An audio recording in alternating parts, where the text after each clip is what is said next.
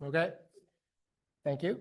I'd like to call to order the Park and Recreation Committee meeting for September 4th, 2024. Can I get the roll call, please? Yes, Committee Member Hunter? Chair Key? Here. Committee Member Merrill? Not here.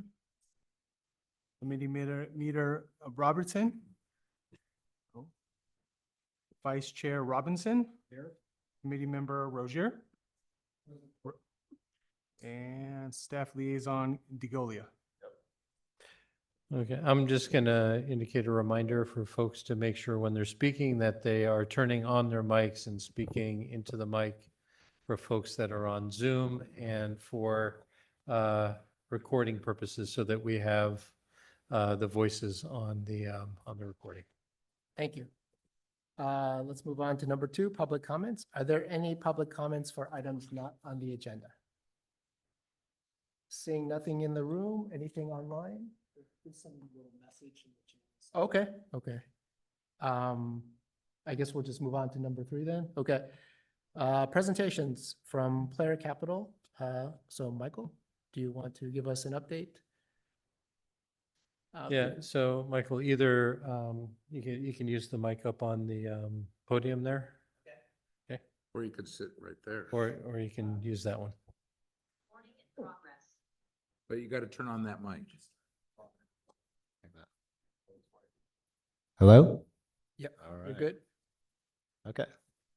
Yeah, tennis has been going well. We got the clay court resurfaced recently, so that went well. So the court is in better condition than before. Yeah, things are going well. The kids programs are doing well.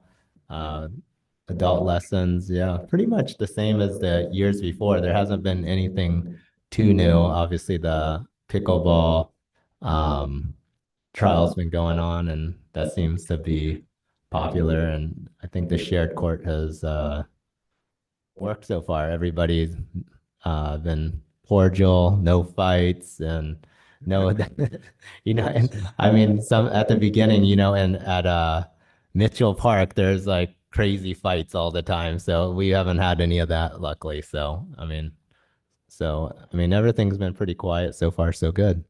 Okay, good. Are there any questions from the committee members? Question. Go ahead, Rick. So just, could you expand a little bit on your perception and your students' perception of the pickleball trial?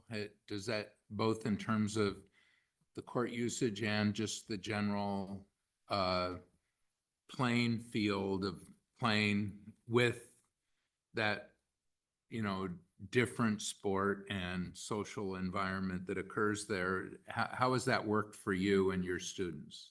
Yeah, for me and my students, I think it's worked out okay. When they put the baffling up, I think that definitely helped. So I think that was, I think that worked out well. So there hasn't been any issues as far as me and my students and the business and stuff. Thank you. Okay. So let me bring it back to the committee if there's any discussion we want to discuss about. I'd just like to comment on the fact that Michael and his group is a great group to work with. They are very nice to people. They are inviting. They're good at teaching. And it's just an all-around nice group to be playing on courts with them teaching next to you or playing, watching them. I've even had some help from some of them. They shouldn't tell you that, but it was really nice. And so I just wanted to say that they've done a great job in the years that they've had the tennis courts, and they appreciate it. In terms of my personal use of usually using the court next to the pickleball, since they put up the batting, it's really helped a lot. Okay. And I've now don't pay attention to very much. Okay. So that's good. We haven't had the numbers of people coming like there is at some other parks where there's pickleball. So I think that's helped us a lot. We haven't had groups just hanging around. We've got people playing pickleball, and so far it's working out. Okay, great. Okay, so if there's nothing else, thank you, Michael, for your presentation. You're welcome to stay because we have a discussion about pickleball and the tennis courts coming up.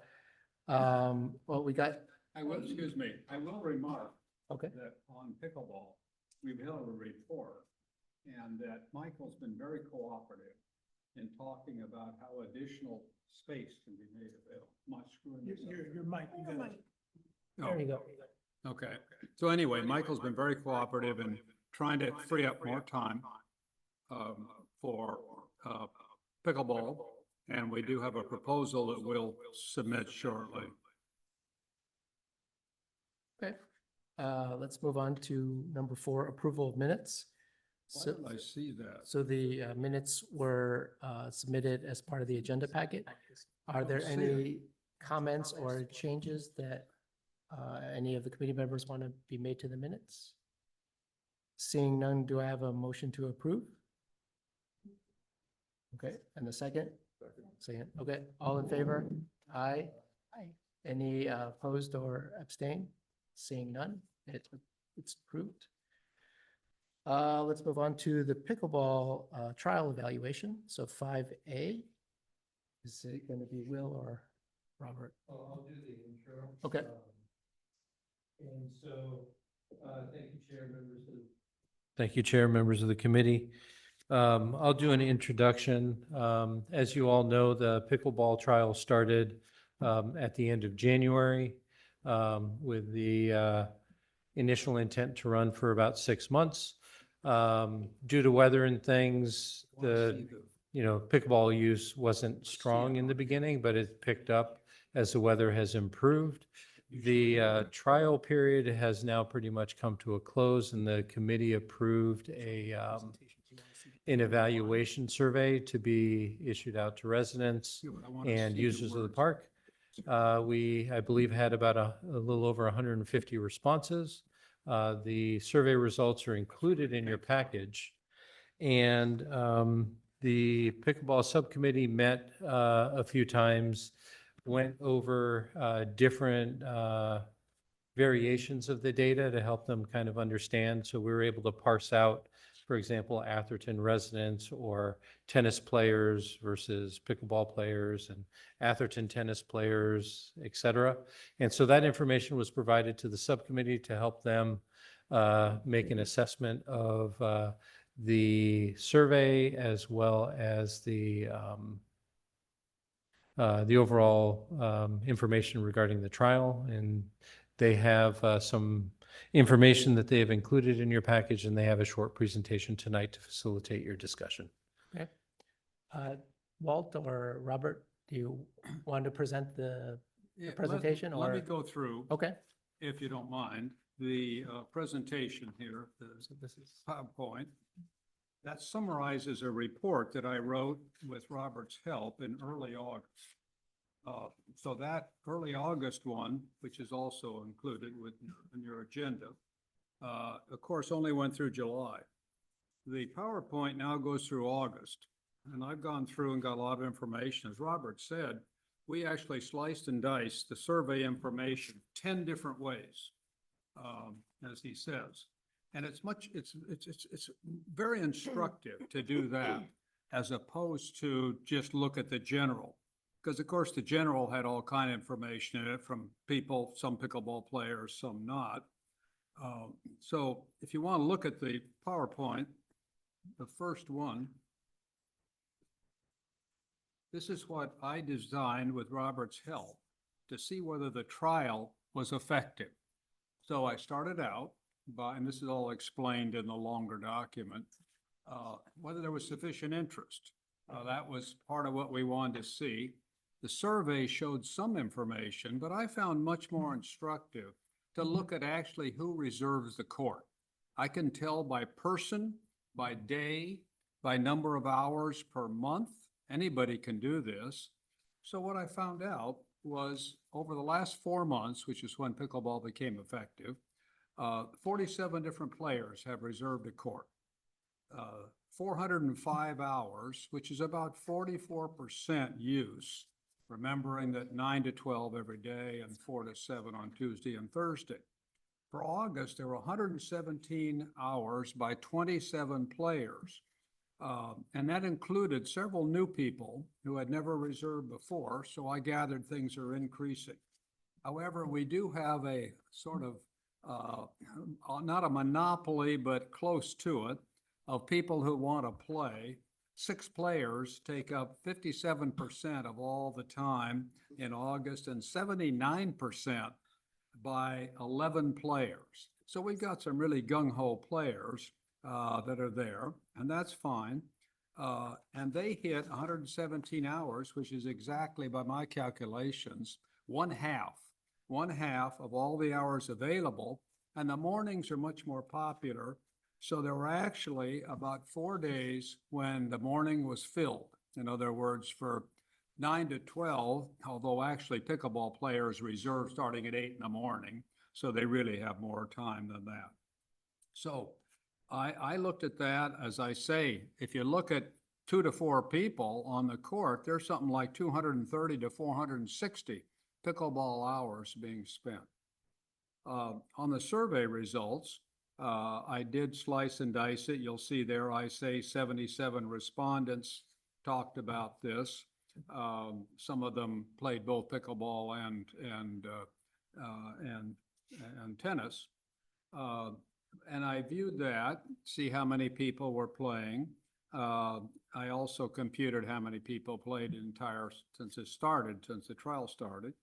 And I also remarked that 246 Atherton residents, when the first survey was made, the one that led us to go ahead, said they played pickleball. Well, they didn't show up in the last 6 months, but that doesn't mean that they won't in the future.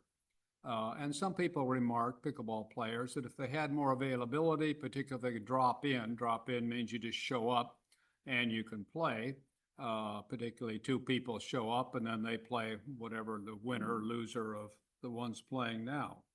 So our conclusion was that there is sufficient interest. If you look at the number of keys, some 50 more keys were sold this year than last year. And you can see by way of the survey results, a number of people said they had bought the keys for pickleball. So we have more people at the park, we have more people enjoying what's there. But then the second item is there some reason not to have it? And so first we addressed noise issue. We talked about this before. This is a big deal many places. The town was smart to put a baffling to start, but still the survey responses had 18 noise complaints, 10 of them being Athertonians. 8 noise complaints in response to number Q16. Question 16 just asked, do you have any additional feedback? So they may duplicate, they may not, but we have an issue there. I went with the compliance officer of the police because there is a 60 dB limit here, mainly, I think, for parties and things. But anyway, there was not a problem there.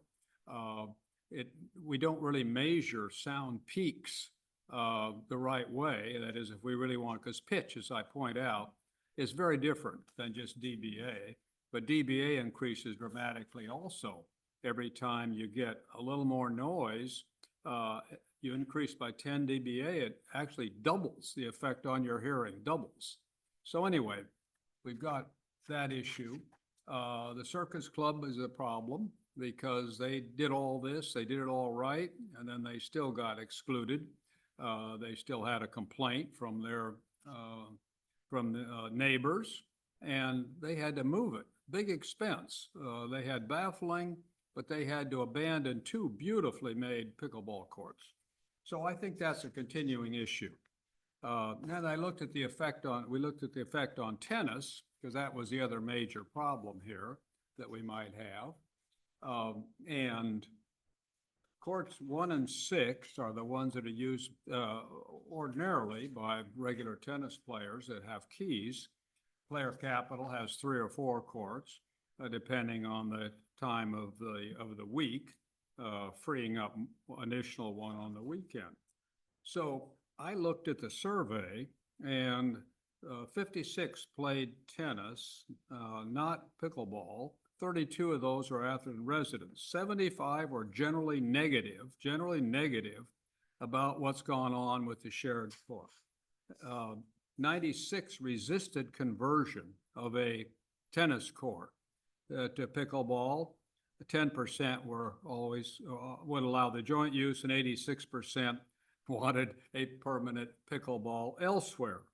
Well, of course, if you turn it around, you will find out that pickleball players were heavily in favor of taking away a tennis court entirely. So anyway, I concluded that given that we don't have any actual voices complaining, we don't have a neighbor who complained. As much as I could trace the responses, we have no neighbor who even responded to the survey. So I don't see it as a meaningful loss of tennis, but of course, with a separate court, which we'll look at later, we could have that. So anyway, We then did drop the survey into the neighbors' mailboxes, did we not? we did. Okay. Yeah, just we the- did. No, that's right. At Rick's suggestion, and that was done. Yeah, so they all got notice of some sort. So here's the alterations that we had proposed. People want drop-in, if they're pickleball players, they want a little more time. So what proposed here on page 6 is, why not allow the same shared court? I mean, tennis doesn't want it, pickleball doesn't want it, but I regarded it as the best middle ground. I put down 8 AM because although the trial was 9, people are already reserving for pickleball at 8, so it ought to be official. I think we could maintain the Tuesday, Thursday in the afternoon so far. As I point out, only about 12 days in the entire 7 months was all the morning time taken, but it's becoming more popular. And so I don't propose to do anything about the mornings because there's really nothing we can do other than, of course, abandon tennis entirely on a court and make 3 courts there. Now, as far as availability and drop-in, as I remarked, Michael and I've talked about this, and with Bob's suggestion, we thought, open it up all day on Sunday, not just the morning, but have one court, one of the pickleball courts for drop-in, and one would be for reservations. So that would increase fairly dramatically the number of hours. 26% of pickleball players want only reservations, and 49% want mostly reservations. But if you took the mostlies plus the ones that want drop-in, you get 74%. So anyway, what you can see the proposal, which would be court 1, and then there's some alternatives. One, we could allow court 1 to be used by whoever showed up. In other words, if it hadn't been reserved, if a tennis player shows up, that takes care of that court for an hour. If pickleball people show up, that of course precludes tennis, even if just one group show up.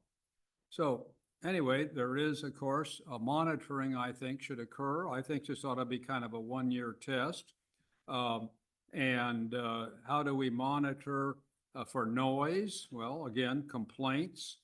There were several very pointed comments about people who yell and have banter during that they don't have during tennis. Ball noise, irritable, and talking is even worse sometimes because there are a lot of people there. And so there's always the possibility of modifying, requiring soft paddles like they do at the Circus Club. So anyway, that's basically the proposal. You then have to, I then summarize the issues on a permanent court. As I said, it's the pickleball players want to kick out the tennis guys. The tennis people want to kick out the pickleball players from court 1. It's almost dead even. 16% are kind enough to say, let's continue both to use it. I don't see the great demand, as I say, for kicking out the tennis players. And I do think it's working okay, but again, that would be subject to a further test. Anyway, there is this demand to limit player capital. A number of courts they have. They've used the 4 and 3 category ever since the original contract was signed some 9 years ago. That we could always take the clay court, whoever is going to pay for that, make it into a hard court, and then I think there'd be some more ability to make these two sports work together. But again, as Robert, I think, has said, and we've reviewed the player capital before, I think it's a vital interest. It gives us over $50,000. It pays for everything on the court, and in fact, it's the only basic revenue we're getting from of any substantial amount from that park right now. So then I get to the summary. We have the summary there, and basically you can see the solutions. There's a short term and a long term. The long term, of course, would be get another court. Got to remember, this tennis court was not funded by this town. This tennis court was funded by individuals to have courts that play tennis, not anything else, just tennis. So my view is we ought to try to accommodate that. We ought to then increase, however, the usage on Sunday. We ought to have drop-in for one day. So anyway, I will also apologize for the longer report because it does have some typos in it. Unfortunately, I finished it as I got on the airplane to go to Europe in early August. Yes, ma'am.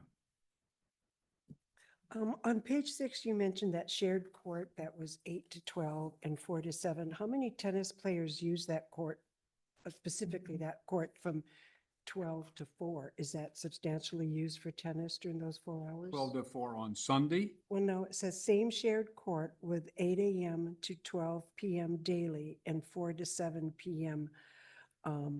Tuesday and Thursday. Right. So on Tuesday and Thursday, let's just say, how many tennis players are using that court in that 4 hours? You have a gap. In between 12 to 4? Yeah. Is that back to tennis? Well, Is that utilized? it's Michael using it. It's players who come on. You can look and see if you want to see how many people reserve it. It's all online. 4 is pretty much, that's the lowest time for anything. I'll say, so you could say pickleball is allowed during that time, at least on Tuesdays and Thursdays, so that pickleball players could say, see, you've got more time. That would be the alternative I suggested, maybe looking at first come, first serve if nobody reserves it. But I wouldn't propose to have the pickleball players able to reserve during that time, since they've already got their time that they've kicked the tennis players off in the morning. But again, this is all, what the subcommittee's proposed, and I think we need to get a concurrence on 2 things. Correct? Yes, sir. I have a question. If you made that court 1, essentially an open court, like you've proposed as a possibility at some times, but if you just made that court 1, an open court where anybody can reserve it, tennis or pickleball, you could, maybe any time or maybe specific times. How do you think that would work? Well, Would that preclude pickleball players from being able to get in? it would. It I would. mean, they're very vociferous on, that's the time they like to play.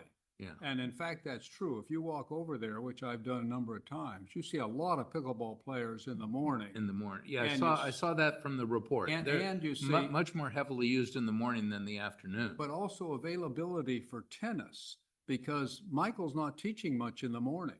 So there's all kinds of room for tennis as well, I think. Isn't that right, Michael?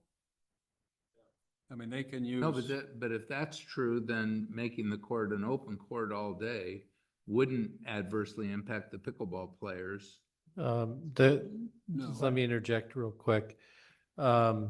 Keep in mind that it's 1 tennis court is 2 pickleball courts. Yeah, I know. And so if a tennis player uses it If it's just Then it open and precludes not, both. it precludes both The pickleball courts. I get that. And the hope- And the reservation system is, I'm gonna say, the way that it's set up, Michael can correct me if I'm wrong, is that you're reserving the same court, basically, and so it's set up for blocking tennis in the morning when pickleball is available and opening 2 pickleball courts during that time.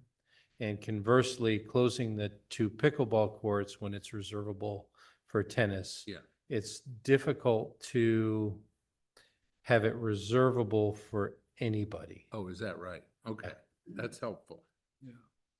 And also if, the hope is that if you do the open play, that if they're doing a reservation, the tennis player would reserve that court last to make sure all the other 5 courts are being used.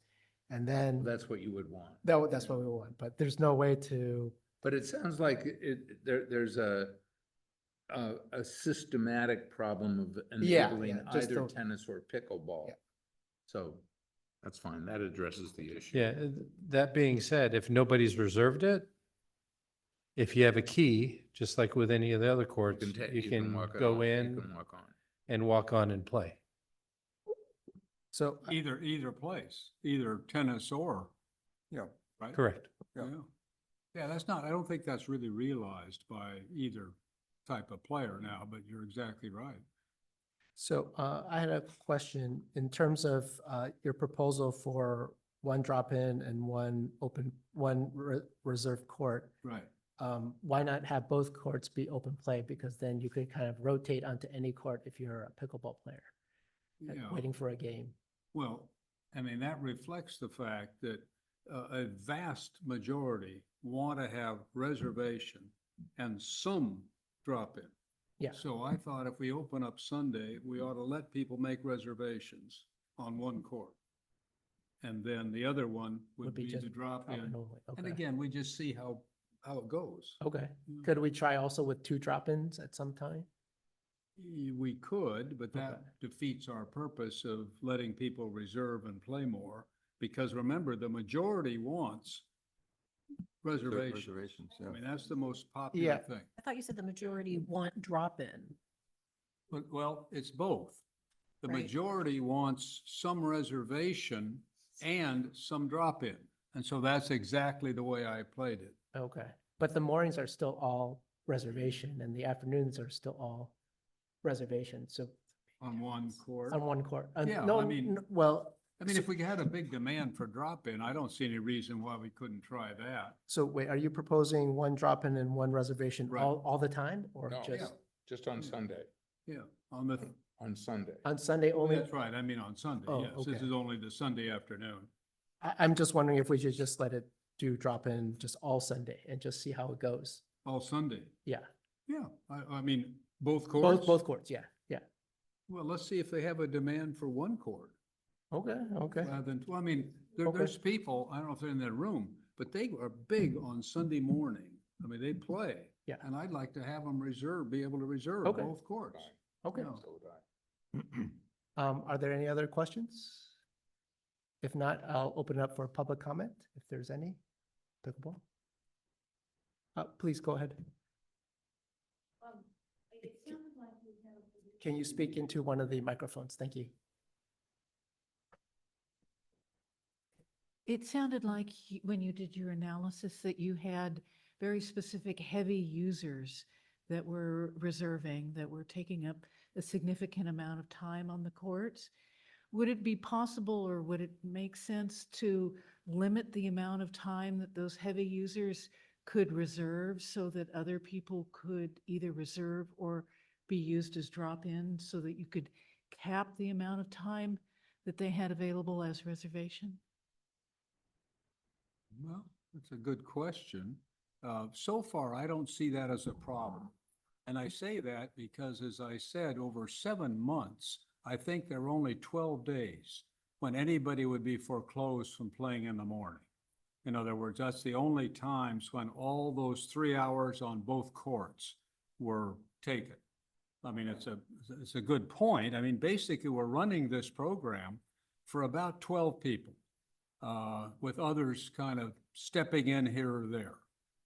And we looked at it today, and those people are Atherton residents. I was concerned that we were running something for the rest of the area. But, I mean, they're obviously gung-ho pickleball players. So let me say, if I were to, oh, did you want to say something, Rick? Well, I was just gonna say, you know, I'll bet that's true in every sport, that there's a concentration of people who really get into it, and they tend to be dominant in terms of reserving it. And if we're having sufficient courts open where they're not being reserved, I want to give those Atherton residents that are really using it a lot every opportunity to use it. They're enjoying it. I mean, those are the people we want in the park, right? We really want people to enjoy and take advantage of it, and which is why I totally support what Bob said about player capital. They've seriously contributed to tennis in Atherton in the last 10 years in a really wonderful way. And I think that this pickleball trial has shown that you're right, there's some Atherton residents that are very heavy users. God bless them, you know? It doesn't look like it's a problem. If it were foreclosing other people from being able to make reservations, then that would be something that would be worth considering. But given that it's pretty available, I think, you know, those people that want to play a lot, I want to encourage them. I just was wondering if other people were being shut out because they didn't have the opportunity Yeah. to make a haven't heard that. reservation. That's a very good point, because one thing is, in August, we found 5 new players. People that went out, bought a key, and had not played before. So that could be a problem as that we get more and more users. But we probably will extend it to have Sunday time so that there's another opportunity for people to play another day. One observation I wanted to make is that if I had a foursome that was going to play pickleball or tennis, and one of us would buy a key, even though it's being used by 4 people, and I would make the reservation all the time, even though I have 3 other people as part of my group, just to, you know, it's more economical that way, right? We only need 1 key holder among the 4 of us. Yeah.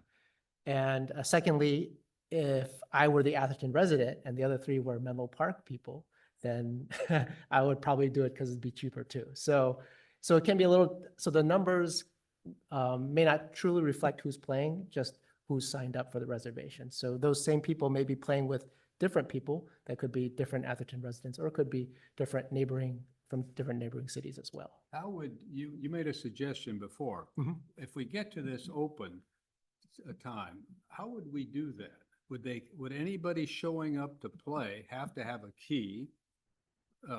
Which would make sense, because otherwise we're really violating our whole policy over there. Yeah. And how do we enforce that? And you mentioned a sign and Yeah. yeah. So for the open play, one of the things I know the city wants is to be able to measure who's using it and how many people are using it. So what we could do is have a paper sign-in sheet, have a clipboard connected to the fence, and the people in open play would sign in, like who's the key holder and who are their people joining in the play. And the incentive for people to sign in is that if they don't sign in and we don't see anyone using the open play, then we're not going to have open play anymore. So here's your opportunity for open play. If nobody comes to open play, they're not signing in, nobody's using open play, we're not going to have it.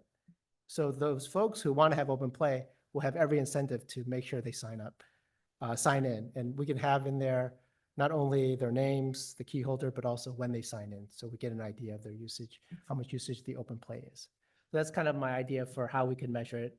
Otherwise, staff could collect the sign-in sheet, once a week. If the open play is on Sunday, maybe on Monday morning, they could pick it up and put in a new sign-in sheet for the next week. I think that's the best way of measuring it. It's kind of self-policing, and they have an incentive to do it, because if they don't do it, then they're not going to have it anymore. So Yeah. that's the thing. Okay, so did you have a public comment, ma'am? Okay.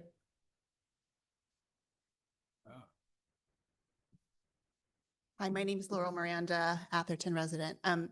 I have to admit, I am pickleball curious. I have never played pickleball. I went and bought some pickleball paddles and some balls. I love the fact that you are, doing your research and are providing for the folks in town who really are already pickleball knowledgeable. But I just wonder if any time you might, and don't want to slow you down. Keep going, do your thing. You seem to be on the right track. But just maybe in the back of your head, you could think about a time where you would invite the public to learn about pickleball, like have a little pickleball clinic. And then I wouldn't have to buy a key and commit to pickleball before I even know if I like pickleball, or do I have to go to another town and learn how to play pickleball there before I can come back to Atherton? So just a wondering and not anything to slow you down because I think you have a good plan. Michael? Michael, would you like to address whether we will be offering pickleball lessons in the town? Yeah, right. Yeah, well, due to, I think we can't because we have hours that we're not allowed to, like from all the pickleball times, we're not allowed to offer any pickleball lessons or clinics at that time. So that's not possible. Okay, but maybe if we had permanent pickleball courts, Uh, if permanent pickleball courts came along. yeah, I think, well, it depends how many. I think if you're doing the lessons on then it takes away from the public's ability to play. So that was the difficulty of running any clinics or lessons during the pickleball times. Okay. We can, some things to think about are, you say, it's a great suggestion about that. One would be whether or not for a period of time during those off reservation times, whether or not we want to allow for pickleball lessons to occur, if that works for Michael's schedule and if there's interest. But again, I don't know how that works with the reservation system. Yeah, we could do that. It's just typically during the not not the hours that usually people like to play. Okay. But we could try it. I'd suggest if we had a permanent setup with, let's say, like 3 courts on there, then it's easy to say, okay, Michael, you can use one. one for that. The other thing is whether or not there could be a period of, whether it's a picked Saturday or something like that, where there is some sort of event like was suggested to introduce people to it. But That's what I was going to suggest, is having some kind of an open house that's sort of a combination of a clinic and an intro to pickleball, as Laura mentioned, just to invite people to come and, you could conduct it and do a casual lesson and give people a chance to try it. And it would also get more awareness in the community, of what's happening at the park. And that could be a fun thing for the city to sponsor or host. that could be something that can be looked at in the future. It's not something necessarily that the town could operate, but it's something that can be looked at. Okay, thank you. Okay, so if we bring it back to the committee, we have several things we want to consider in terms of moving forward. One is whether we should extend the trial, because I think we're picking till this month it's supposed to end. Whether to go with the proposal of the 1 drop-in and 1 reservation for all day Sunday. That's another consideration. 3 is where we are going for whether we're going to recommend some permanent pickleball courts or something we're ready to do. Are we ready to do that this time, or we want to go another direction? I think that's it. Are there any other open questions the subcommittee wanted to have the full committee consider? Yeah, sure, that's fine. Okay. I mean, plus, I think we ought to decide, are we going to send this to council as Yeah. well, if we Yeah. can agree on the parameters? I think all those questions, if we have recommendations, will be sent to council, because I think we're only extending it till Sure. September. And so we have to, if we want to continue it, then we have to, and change the hours, we have to have council approval for that. Okay, so does anyone want to comment on any of those at this time?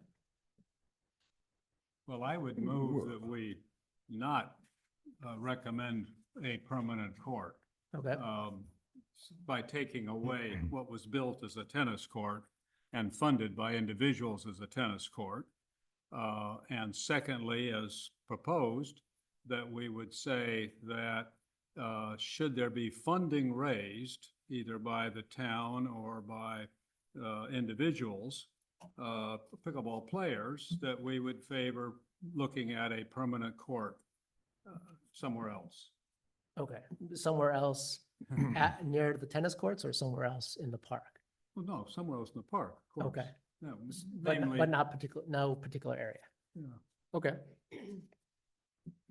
Are there any other, Bob, you want to say? I would just say it seems like the trial, what we've done and the changes that are proposed in terms of time for pickleball is going to make it a success. That doesn't mean that we're finished or we don't take another look some way down the road. But I think it solves the problems that we heard from the people from survey and all the information we can get. I think it solves the problem of pickleball. I think they're going to be very happy with the changes. Not everybody, you never please everybody, but I think we're going to be okay with moving ahead with what we proposed. And let's see what happens. Okay, so. if- So are you in agreement, Bob? I'm in That agreement. we should not create a permanent court No, by taking away? a I don't tennis think we court? should do a permanent court because you get into the problem of how many courts can be used at any one time with Michael and people that play tennis and have keys. But yet, we're still giving more time for pickleball to play. So it seems like it's a pretty good solution to what we heard, which there's not enough time to play, can't make enough reservations, and we're not running into the problem of people screaming about noise, and we're not running into the problem of a tennis player being able to get a court or get into one of Michael's tennis lessons. Okay. It sounds like we are, we're in agreement at least for extending the trial till the end of the tennis year. And then also on the Sunday proposal I don't know, I think it'd be better if we ended the trial. this Nate. month. Well, I and your mean- point about noise. Well, I Yeah. don't think we want to end the trial. Well, I from mean, what you're saying until we really find out a test, particularly when there are people on drop-ins that are going to make a lot more noise. there is I gonna mean, be that's the more only noise, reason I but- suggested the 1 year. Alex mentioned. Yeah. it, Okay, so. all right, I'm okay with 1 year. Yeah, I mean, they bought the keys for the Yeah, year. I'm okay with Let 1 them year. have it for They the year. had the keys are 1 year, right?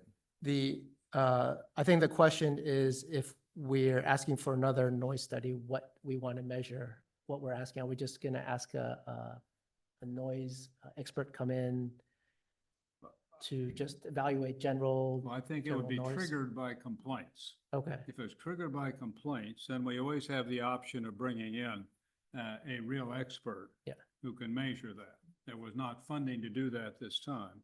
Yeah. And frankly, I think as Rick said at one point, if we don't get complaints voiced to somebody, okay, and a lot of those noise comments I said at the survey were basically people who had seen pickleball elsewhere.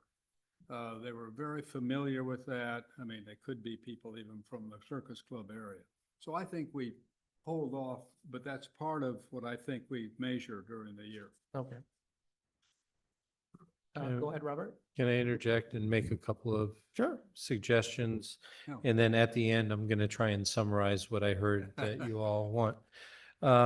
So the suggestion I have is maybe your trial is the drop-in, because that's really the questionable thing. And that you recommend continuation of joint use, however long the council wants to do it, or until it becomes an issue, or however, some time frame. The thing to think about is some people have already bought their key in February. The key runs through till next February. No, through the end of the year. And no. Well, till- we changed the locks in January, so. Yeah. Yeah. So right? I And guess so I'm that's going to true. say it's the dead of winter Yeah, at at that point the in time, end so of- I the end don't, of the tennis doesn't know year. that it affects anybody. The real key is going to be, the real crux is going to be what certainty does somebody have coming up on the next key cycle? Yeah. If they're interested in playing pickleball, do they have any sort of certainty that they're going to be able to play it? So maybe I'll ask Rick, does the council want a more specific recommendation from us in terms of the permanent pickleball courts or funding, or is that something the council wants to discuss among themselves? Well, I think the council's going to discuss anything related to this amongst themselves. I think you guys should make the recommendation that you make. Okay, And my guess is the council will get specific on the permanent court. okay. But I think you guys should make the recommendation that you think is right. Okay, so if I can summarize for Robert, we're extending at least to the end of the tennis year. And then I don't know what we'll do after that, but well, at least until everyone's used up their key year, that's fine. And then we're going to propose Sunday to be one reserve court, and one open court. And then And what's the time period on Sunday? just all day Sunday. So clarification, Impact tennis?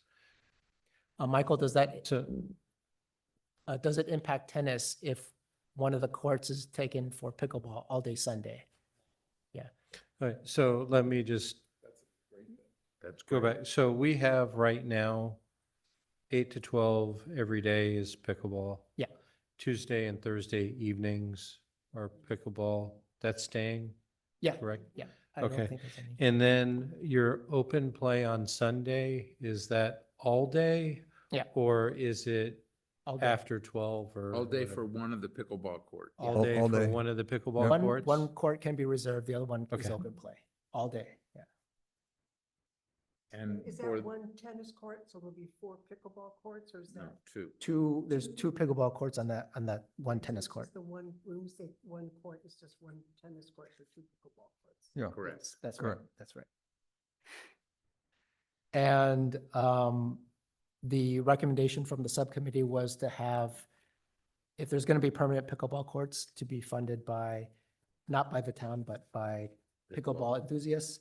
And for that to be someplace in the park, someplace else in the park, whether that's next to the tennis courts or somewhere else in the park, that's to be determined, but is that correct? Is that the Well, recommendation? That's right. The long-term Yeah. discussion would be that. Okay, Right. And maybe you never get to that. Yeah. Because you don't have enough use of the, yeah, but, and again, as I pointed out, that's council's decision as to whether they would approve individuals to come in and do that.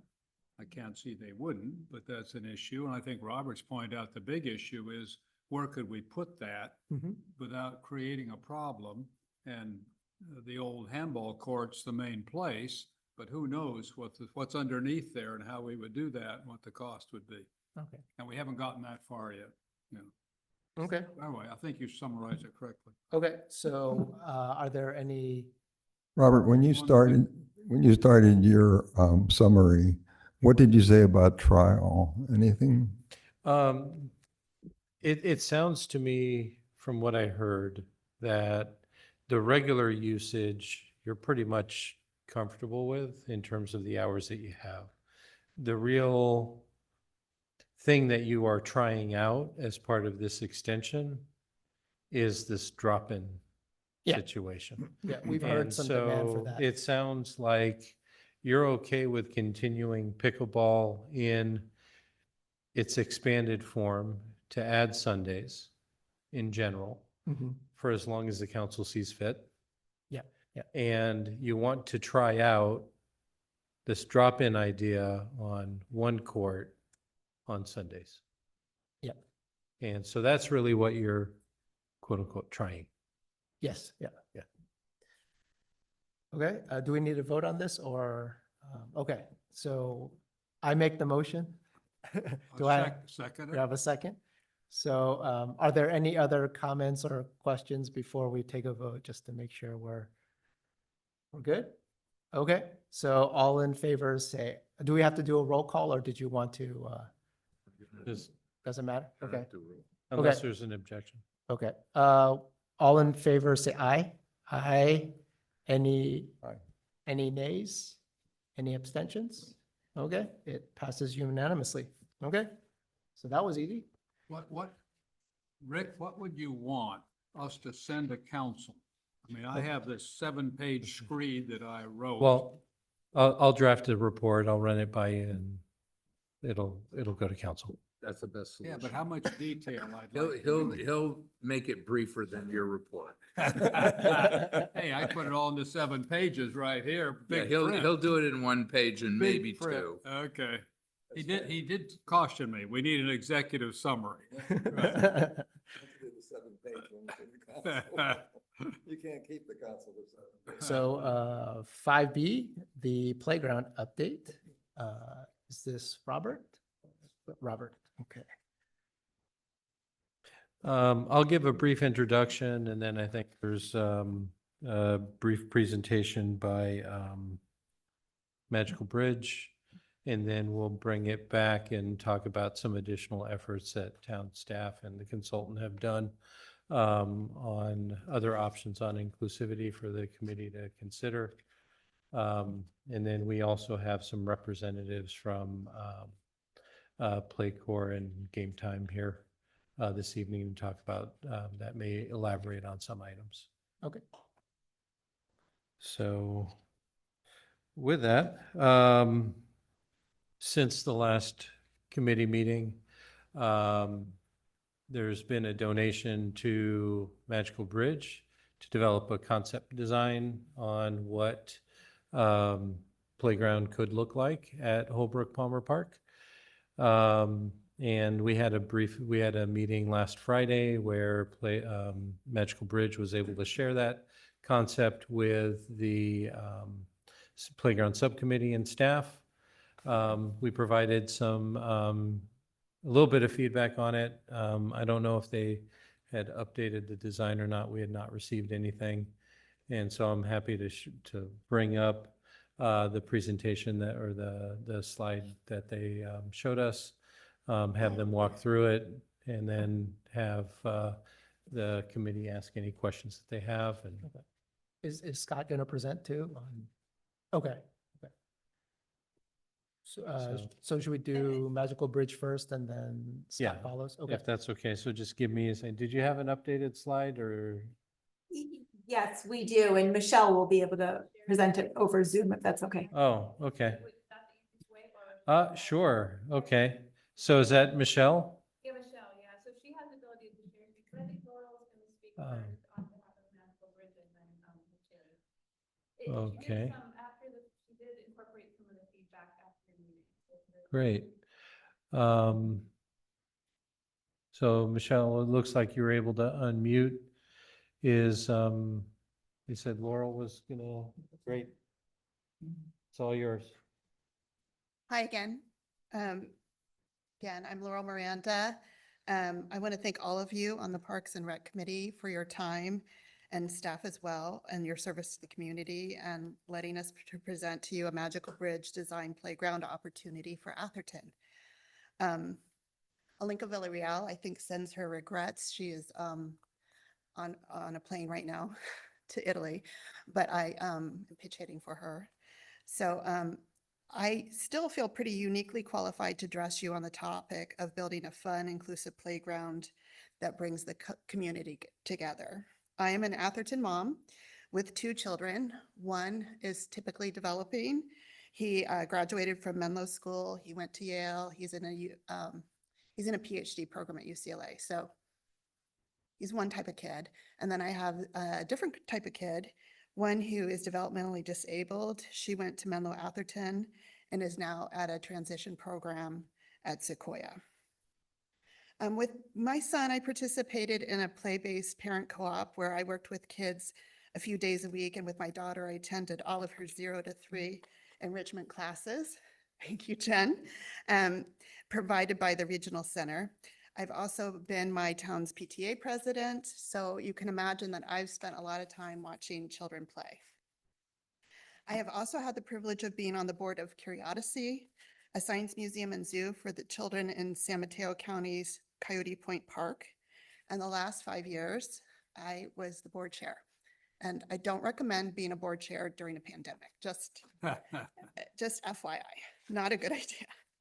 But during my tenure, my board had the very difficult decision to determine what type of playground we wanted to build. We'd raised the money, but we realized that the playgrounds around us were changing. So this is back in the time machine, 2019, 2020. I think we made the commitment in 2019 to build Magical Bridge Playground. Again, timing. It was a very difficult time to build a playground when the county was closed, but we persevered. And one of the things that guided us was our stated values. Our values were creativity, community, safety, and inclusion. And with this lens, my board chose Magical Bridge to design our playground at Curiosity. And we built a playground. It's not technically a Magical Bridge playground. It's a Magical Bridge playground. I mean, it's called Whoosh, a physics in action playground designed by Magical Bridge. So that's kind of like, we wanted them to be the sub-brand, but not the headline, if you can follow me. Partnering with Magical Bridge was one of the best decisions our board ever made because it aligned beautifully, again, with our mission and values. As part of this partnership, we opened Whoosh in 2021, and I can honestly say everybody is happy with the results. It was a lot of pain getting there. Like I said, we were building a playground during a pandemic. Don't recommend it. And in fact, I think people can't really imagine Curiosity without Whoosh, even though it hasn't been open quite 3 years. It just seems, and it seemed like the day after it opened, it seemed like it had always been there. I was kind of cornered by a woman the day after it opened. I was sitting there watching my daughter play, and I was sitting with another mom, and she's like, I'm an OT. And she proceeded to tell me all the reasons why the playground was so good for kids. And I was just like, you should be our spokesperson. So for tonight, as you hear Magical Bridge plan presented, they're going to present it to you. My advice to you is to keep the city's goals in mind as you evaluate their proposal. I believe that the plan that Magical Bridge is going to present aligns beautifully with the town's goals, to wit, strengthen community engagement and transparency, preserve small town character and quality of life, manage circulation and improve safety with a focus on safety. Magical Bridge playgrounds are very safe. Be forward-thinking, well-managed, and well-planned, and maintain fiscal transparency. And finally, I'd just like to leave you with one thought. It would be a tremendous benefit for my family if we could have an inclusive playground here in Atherton. It would be life-changing for my family if my daughter would be welcomed in her neighborhood playground. I'm going to be verklempt. And she could meet friends there from our town instead of having to go to other towns to meet friends. It would just be really nice if she could have neighborhood friends. And I know we're not the only family that feels that way. That's why my husband and I donated the funds for this plan that's being presented tonight. Because this is bigger than our family alone. This project is about creating community for all of our kids. And after the pandemic, I think the parents realize how important these connections are for all of our families. So thank you for considering this project, and I stand by ready to help in any way possible to get this project off the ground, whether that means rallying community support, helping raise the funds for it, helping go to construction meetings. I'm all in, so let me know what I can do to support you. Thank you. Thank you. If I can, I'm going to share my screen and kind of go through the visuals of the plan. Do you want to let her share her screen?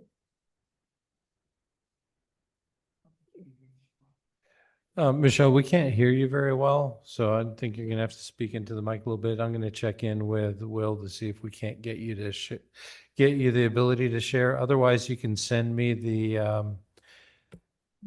deck, and I'm happy to share it from here. Okay, no problem. I can definitely talk louder. Should I try to share screen? Is that okay? Yeah, go ahead and try. Yeah, we can see it.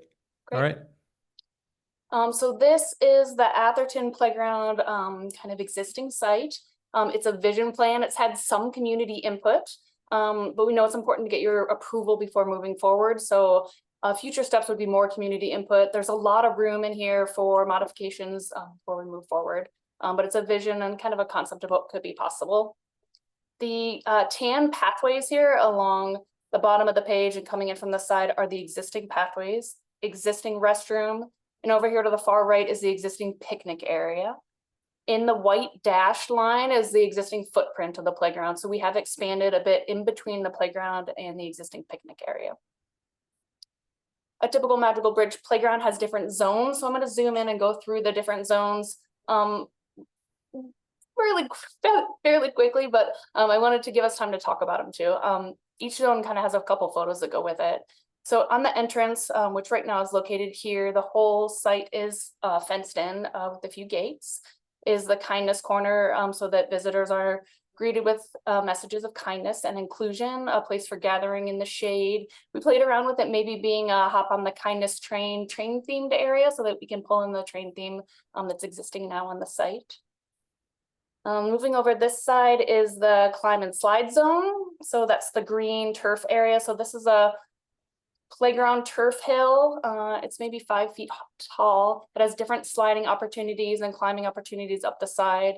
It hits a different variety of abilities and challenge levels because at the bottom it's, goes down to flush to nothing, and at the top it has the steeper slopes, which are fun for sliding down the side of the turf or the different slide components. The spin zone number 3 here has 2 different types of spinners. One is ground level, so that a user in a wheelchair or a walker or another mobility device can get on and enjoy the spinning. And the other one has kind of a cone-shaped climber on top, which gives all sorts of opportunities for combined kind of spinning and climbing. The 4th zone is the swing zone. Swinging is just really good. Well, so is spinning for brain development. For everybody, all sorts of age groups. So this one is showing 2 bays. On the bottom side, we're showing a disc swing, which is kind of a big round, almost nest looking piece that you can lay on or you can stand on and multiple people can fit on. And on the other bay right now, we're showing 2 kind of full support swings with a harness on the top that can fit an adult or a kid. Over at the entrance again is the sensory spaces. Right now we're showing a few instruments with soothing tones and a water play area. So this has different raised water pieces that flow into one another. It's activated by pushing a pump so that it's not left on all the time. And the water kind of flows through it. And at this point we were not thinking it gets recycled, but that has a lot of time to figure out the details of that component. 6 is the hideaway hut. This is kind of a classic Magical Bridge component. When we look at different abilities in play, having a quiet space to retreat to becomes really important. So this is kind of like a sensory dulled area where I can still see what's going on around me, but I can retreat for a little bit, either de-escalate or do what I need to before I go back into the play. In the corner is a little bit of an imagination zone. So this is a small stage and seating area for acting something out or small group gatherings. I'd say there's maybe spaces for 12 people to sit here. It's kind of a little version of what a Magical Bridge stage might be. Over in the corner is the top zone. So these are sized swings and climbers for little bodies so they can have safe places to play also. And then number 9 is the community courtyard. It visually is different looking than a playground and kind of extends the invitation to join into kind of all generations. So we've got games and game tables, we've got shade, nice planting and swinging benches in there now. I'll go through a couple photos. Here's kind of the traditional climb and slide hill with a few different sliding options. Spinners, so this one is the one that has combined climbing and spinning. You can see that's pretty tall in there. And this is the one that is ground level accessible to roll on. a couple of the swinging options. Here's a image of the nest swing and the full support swings. Hideaway hut and an example kindness corner with some local art signage and messaging. Here's an example of water play. This is an elevated component, so somebody who's using a mobility device can pump or put their hand into the water, a couple of raised pieces, and then a ground-based channel next to it. I know water can be troublesome with maintenance and just sort of all the aspects, so we also wanted to put out kind of a tot themed train climber could be a potential in that same spot. And here's what the tot swings look like. Here's just a potential of the instruments. They have a lot of great instruments that you know, hold up to public use and don't have kind of that bangy clangy type sound. We don't have exactly the stage that we would be proposing, but this is a similar in character. Maybe it's bigger in size than we would think, but some sort of opening that small group gathering or kids can do plays or present things more imaginative. And then this last sheet is the community gathering area. This is kind of like an abacus stone piece. We have some shade sails on here, a little bit of the magical bridge kind of signage that goes throughout about inclusion. Here's just some character photos of what the seat walls and other planting areas might look like. Here's a photo of the surfacing. This is similar to a pour-in-place rubber, but the little granules are made of cork, so it has a better sustainability to it. They're bound together in the same way that rubber is and still have the impact attenuation, so they're soft. It's a potential. It wouldn't change the design too much either way.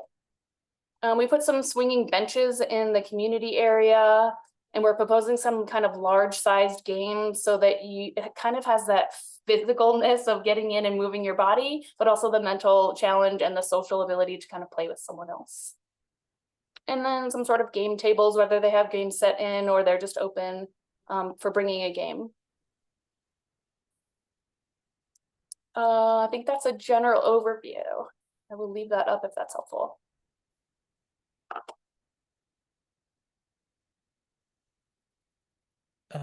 Are we going on to questions or do we want, I guess if there's questions from the committee, we'll ask them now.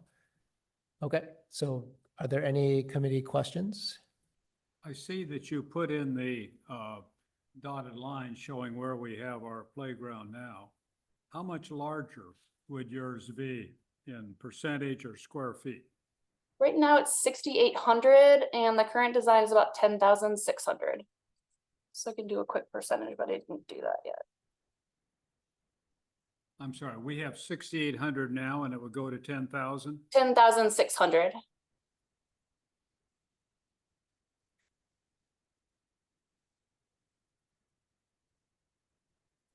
little under 50%. So yeah, 1.5 about of what it is now, another 50%. And the Inner West concept plan, their second concept plan, also extended beyond the current footprint. So it's basically about 50% larger than what we have. Yes. Is there a rough cost of how much the proposal is estimated to be, construction cost wise? Yeah, our rough estimate is right around 3 million, but again, our focus is leveraging the existing city funds. So to the city, it would be no more than what's available right now, the $1 million construction budget. Magical Bridge has a strong track record of leveraging public funds for its project. What does that mean by leveraging public funds other than So going out? to coupling regional- it, bringing in private donations such that the cost to the city would not exceed what's currently available. Well, yeah, just so you know, I had great hopes of bringing this job in for $800,000 or less with a contingency. So, you know, the budget is perhaps general, but you're about 4 times that what I had hoped. But anyway, okay. And just so I'm clear, when I heard it on Friday, it was you won't have to pay a dime over your budget. But then it was, oh, well, and I just heard Laurel say, we'll go out and lead the fundraiser. So would that mean we'd have to wait till we had $2 million more before we could go ahead and even start breaking dirt? Yes, we would secure all of the funds ahead of construction, and we think that we can do that very expeditiously, given the conversations we've already had within the community. So again, what would your timing be? Could that take a year to raise that money? If we're given the go ahead from city council to proceed, we think we can do it in a matter of a couple of months, given the conversations we've had. I know Laurel and some of the other folks there might be able to weigh in as well on the conversations they've had. I'd like to tell you, I think your plan is lovely. I think it really is inclusive. But is this something that we can evaluate on our own before we get back to you about our priorities and some things be knocked off because of maintenance issues or because of what we think is above our budget? And can it be adjusted price-wise for that? Absolutely. I think we'd be happy for feedback and adjusting things and moving forward. This was just meant to be what's possible, introducing a magical bridge concept, but the intent was very much to incorporate your feedback as well as the town's into a final concept plan. So maybe I'll switch it up a little bit. Maybe what we should do is we'll do the questions, we'll do public comment, and then comments back to the Magical Bridge team about their design and maybe, whatever comments we have. Then we go to Scott, and then we go do the whole cycle again with Scott, just because I don't know if we can do him and that, and then kind of go between the two. It makes it a little messy as we try to context switch that. So are there any other questions? If not, I will open it up for public comment on. I have a question. Okay, go ahead, Rick. If I understand the proposal, is the entrance to the playground where number 1 is at the Kindness Center? The entrance is here, kind of at this gate entrance piece. Oh, okay. And then there's a secondary entrance over here by the community plaza, by the restroom. Okay. And then the design, if there's comments about switching things out, you guys are open to making changes to that? Absolutely. We didn't want Okay. to take it to the public too much until we got approval from this group. Yeah. Okay, so I'll have some comments on that when we get to the committee comments, but I wanted to open up for public comment if there are any on, go ahead, Carol.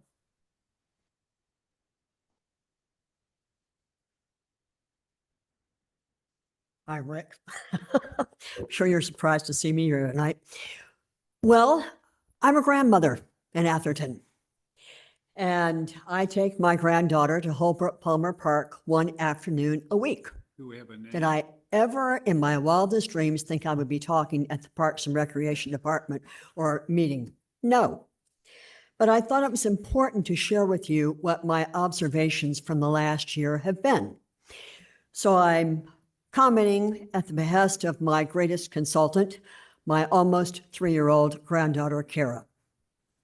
First of all, I want to thank you, the members of this committee, for your service to the town, for trying to make this a better place for us all to live. I really appreciate the fact you're willing to give up your time.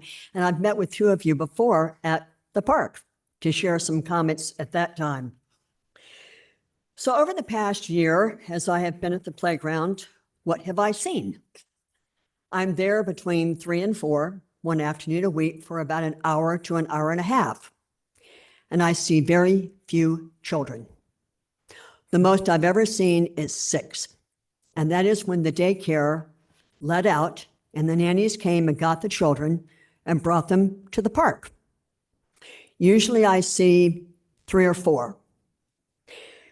What do they like to play with? It's not the equipment. They go down the slide once or twice, they crawl through the tube, they go on the swings. It's always the sandbox, over and over and over. I took my granddaughter to Shoup Park, which is a tremendous, 2 playgrounds in Los Altos. What did I observe there on a Sunday? The kids were not playing on the equipment. They were in the sandbox. And that's where she was for 2 hours, not the equipment. I took her to Magic Bridge in Palo Alto. It was overwhelming. She didn't want to stay. We were in there 5 minutes and we left. So the age that I see at Holbrook Palmer is between 1.5 and 5 years old. And I thought, well, why? Is it because it doesn't have a whole lot of equipment? No, that's not it. It's because, number one, I think we have older parents in town because it costs more to live here. If you have older parents, the average age is 47, I think. The kids are older. So where are the kids? Well, we have playgrounds in our backyard, typically. They're in the backyard, not over at the park. Or they're involved in a lot of summer activities and after-school activities. They're not at the park.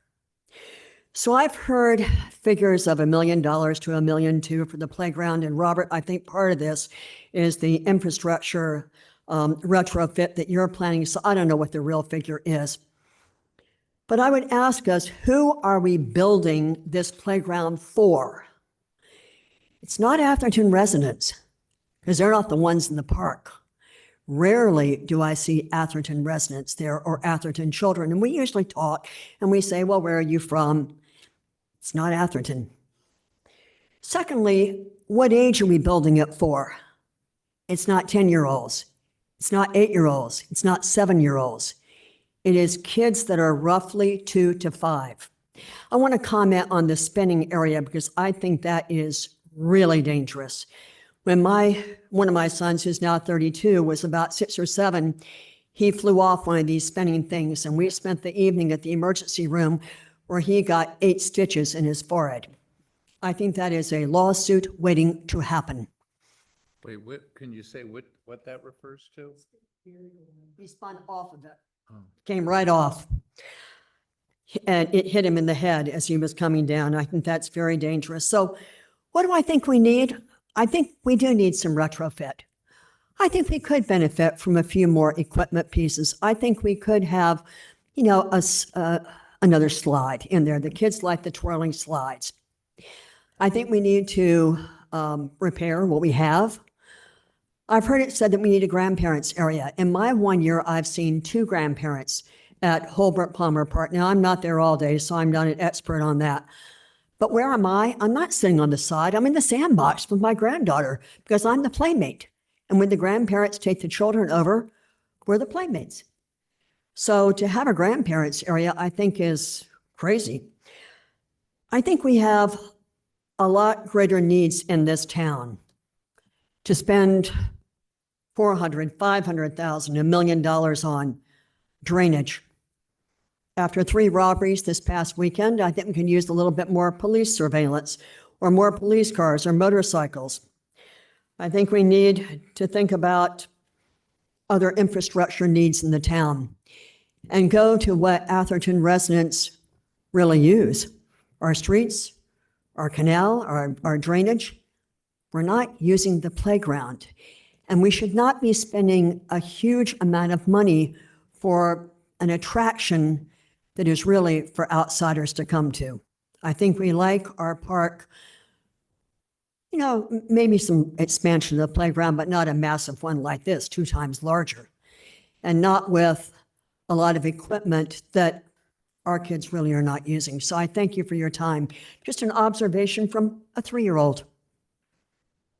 Okay, are there any other comments, please? And if you can introduce yourself, that would be great. Thank you. Good evening.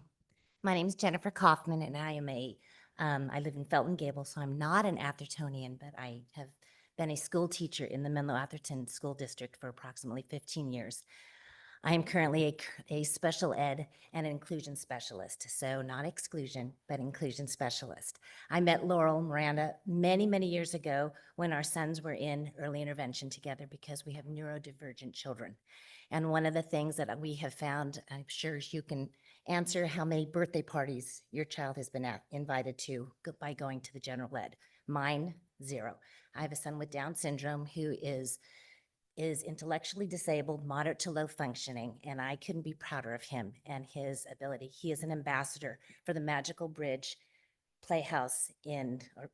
Bridge Playground in Redwood City because he can't hold a job down in Safeway. So that's his job, is welcoming people. And that's really what this Magical Bridge Playground is welcoming. You know, I was walking over here from Felton Gables through Holbrook Palmer Park. My husband, my partner in crime, was on the founding of starting a Challenger League baseball that you guys get to enjoy watching every Sunday during Little League over at Holbrook Palmer. It is a beautiful park and is one that is shared by people outside of Atherton because there is no place for them to go and play. They can't go to Burgess Park and play because it's not safe. So we've provided an environment there where we provide the coaching. I coach the buddies from Menlo Atherton High School and Sarah High School to come and work with neurodivergent children because they have a place at the table. And my child, although you have a 3-year-old granddaughter, my son is 3-year-old in mind. He's 25, but he's 3-year-old in his thought process. So he gets to enjoy being young forever. And I'm grateful for that. I was saying I walked over here and I noticed your banners as you walk in. It says unleash the imagination. And I thought that is such a great thing to think about. My job as an inclusion specialist is to think outside the box. How can everybody have a place at the table? And someplace like the Magic Bridge, although expensive, will last forever and will welcome everybody to the table. I don't serve just Menlo Atherton. I serve people from Palo Alto. I serve people from Ravenswood School District. There's a place for everybody at the table. And it's a gift to have Holbrook Palmer here. So Susan Knox, who works at Play School, I have worked and included children who are neurodivergent into her preschool because she has the growth mindset and the openness to allow kids to come in. And my job is to figure out how to help them access public and education. So I'm always thinking about how can I make somebody get into that door or get to play at a playground. Wheelchairs can't go into sandboxes. They can't do it. If you've ever tried to push a wheelchair in a sandbox, it's not going to work. I have a lot of kids that eat sand, so they can't play in a sandbox because they'll eat the sand. It's not good for them. So I have to think of other sensory ways of accessing and letting them do the things that their body and their mind needs to do. So I'm here to offer my thoughts and support on Laurel and the Magical, because it offers everybody a place at the table. And it is, if you've not been to one, it is a beautiful place to come and visit. And the one, it can be overwhelming, which they have a calming corner. So that's something to think about, is there's a place at the table for everybody. And wouldn't it be nice if you're unleashing your imagination that the whole world in this area could see what a beautiful and open mind Atherton is by opening up Holbrook Palmer. You did it many years ago with the Menlo Atherton Little League and we have had wheelchairs out there, and we've had kids that run and just keep on running because they don't know to turn the bases. I've had many, many typically developing high school students who say, I ask them, it's Sunday afternoon from 2 to 3. They've got lives. And they say, I would rather be here working with these kids. It's something that changes their lives forever. To have an opportunity to have my son welcome somebody in by doing his little hello, because he doesn't say hello, he just waves. But to have somebody come in, it desensitizes the world to the differences, and it makes us all have a place at the table. And so that's what I was here to come and support. I've seen more than just sandbox play. I have a niece who is in a wheelchair. She's 5 years old. She will probably never walk. She doesn't get to go to parks because she can't wheel the chair in there. They don't have she can't be lifted up in it because she can't walk.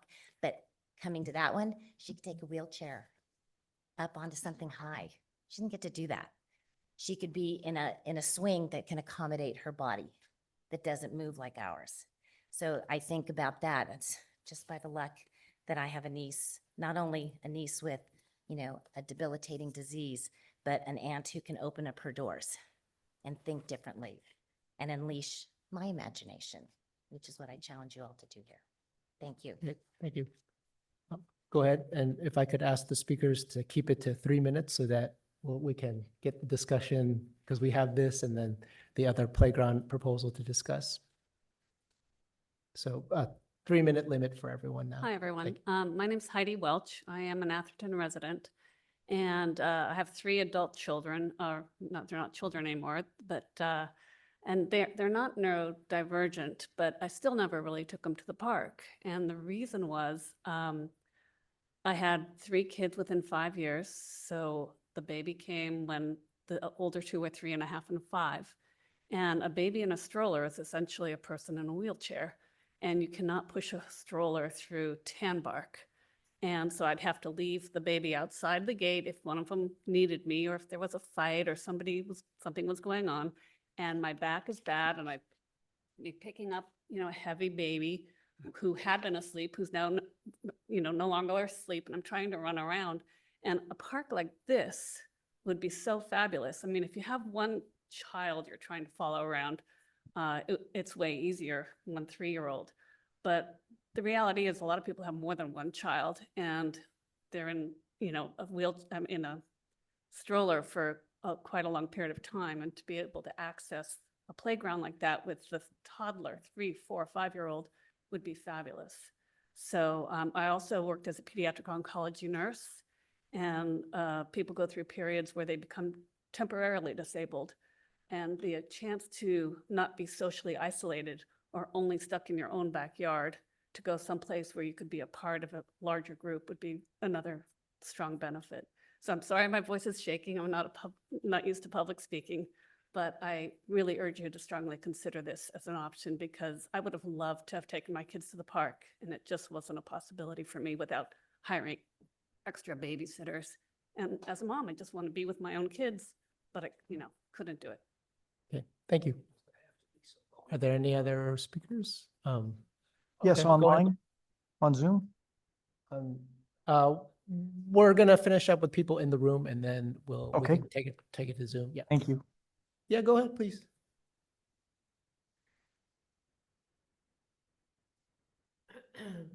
I'm Katie Peck, and 3rd generation Athertonian.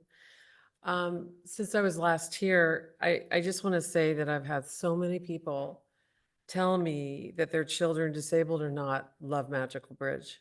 I myself take my grandchildren, and I have an autistic grandchild along with them that's nonverbal. She's severe, and they can play side by side. And to me, that is the most wonderful thing. And I think that children are our future, and having them together playing on the same playground teaches them so much that they're not even know that they're learning. I think that's just very, very important. You know, we all have had that bad feeling of not being included. And people with special needs have daily battles that many of us can't imagine. And they need to be fully included. We need to move forward and not backwards, and build a playground that is fully accessible to everyone. And this is for older people too, because I'm a grandparent, and getting around the playground, you know, you have to chase after them and get after them, and it makes it much easier. I know that there needs to be some fundraising, and I am willing to work on doing fundraising.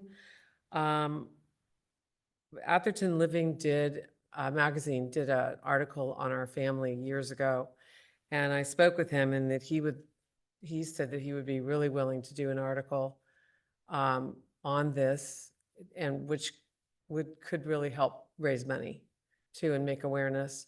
So there's lots of different things out there that we can do. And I understand that you want to talk about, you know, the design, and, you know, we can all work together.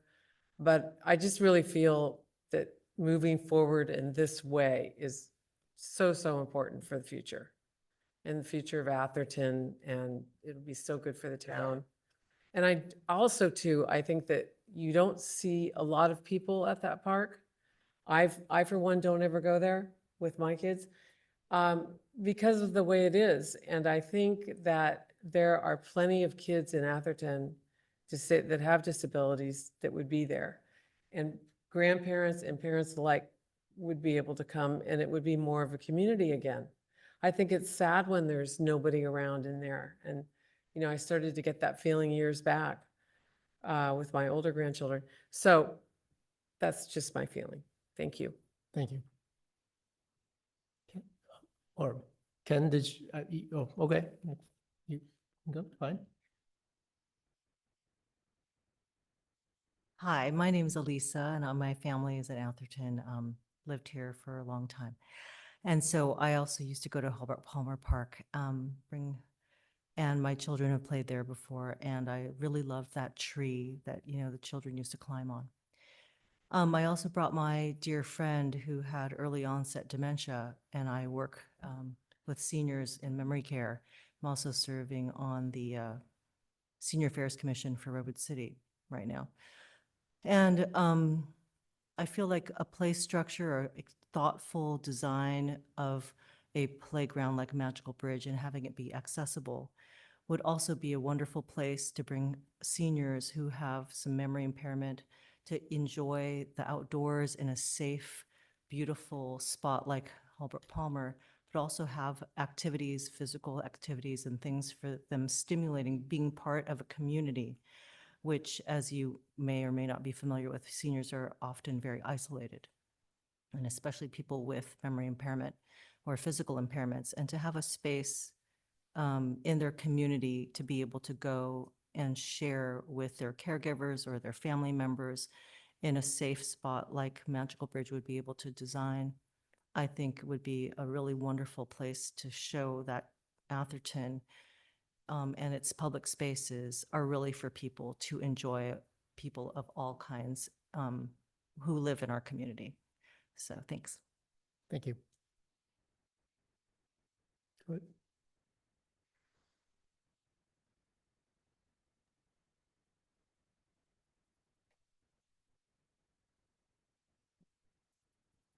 Hi, I'm Ken Frederick. I live in Lindenwood. I was once 3. And as Wally will tell you, I sometimes revert back to being 3.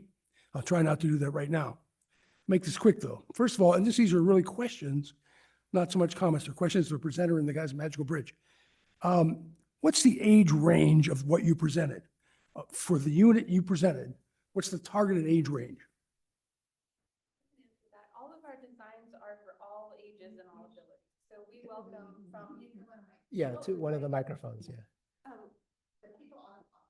Oh, they can't hear me. Oh, I'm Chris Lowe and I work with Magical Bridge. Our designs are designed from the ground up for all ages and all abilities. So we actually, most of the playground equipment you'll see is like tot 2 to 5 in a tot zone, and then there will be a 5 to 12 and area, and that's how the equipment is kind of licensed and put out there. And but for Magical Bridge, it's not so much about the equipment necessarily, but it's how it's placed and how it's landscaped and how it's designed to kind of to interplay with each other, and it becomes all ages because the surfacing, the ground surfacing is oh, sorry, did you have is it? So let me ask the question another way. The nearest Magical Bridge to here is Redwood City, right? Oh, I didn't understand. And Yeah, there's actually 9 open now, and the closest one to visit is Palo Alto. Actually, it's very busy there, and it has been busy there. I will say that. But the fact that now we just opened one in Santa Clara, we have one in Redwood City and Sunnyvale and Morgan Hill, and we're in a couple of months we're going to have one in Mountain View. Let me ask the question. Yeah. I'd like an answer. At the one in Redwood City, Yeah, what are the age ranges that go there? all ages and all ages From go. all ranges, And 0 yeah, to you everything. have, and Palo Yeah, Alto, like Ken, after school, this is- there's a The intention of public comment is to comment to the committee, not, I'm trying to get an answer to questions. Comments make no good. It's not if I don't have the appropriate. answer. You need to give your comments you can ask the questions, but you don't get an answer. I don't get an answer from them, No. You give your comments to the committee, and you're going to give me an answer back sometime. maybe if they want to. Thank you very much. That's great. No, but Let me ask the that's way it questions then. works. Be very clear. Those are the law or the rules? That's the way that's. It's the way you work it. I got you. Okay. So my question is, our targeted range for what we have now is, as Carol said, is really pretty small ages. If you go there, it's for the kids that couldn't go anywhere else until they get to grade school. So it's kind of the 2 to 5, 6. That's the sweet spot. That's what we need there. Now, that's the sort of need in the town. The second question is, for what's on here, on that list, what is the capacity? How many people could you get in that at one time? Yeah. Is it 5? Is it 500? Yeah. Well, yeah, we. Doug, maybe you can't We don't answer the need to question. answer. No answers. Oh, You're no not allowed to answers. answer the Sorry, it's so hard. I'm I sorry, don't- the rules are you can't answer the question. Okay. The third question is, what's the maintenance cost every year? We get this free. What are the maintenance costs? Because quite frankly, the thing the town is bad at is maintaining. You go to that playground, it's not maintained well. You get something more, there's gonna be maintenance costs. So there's no question about that. And lastly, the real question I always have on these things is, what's the need we're trying to solve? What's the market need?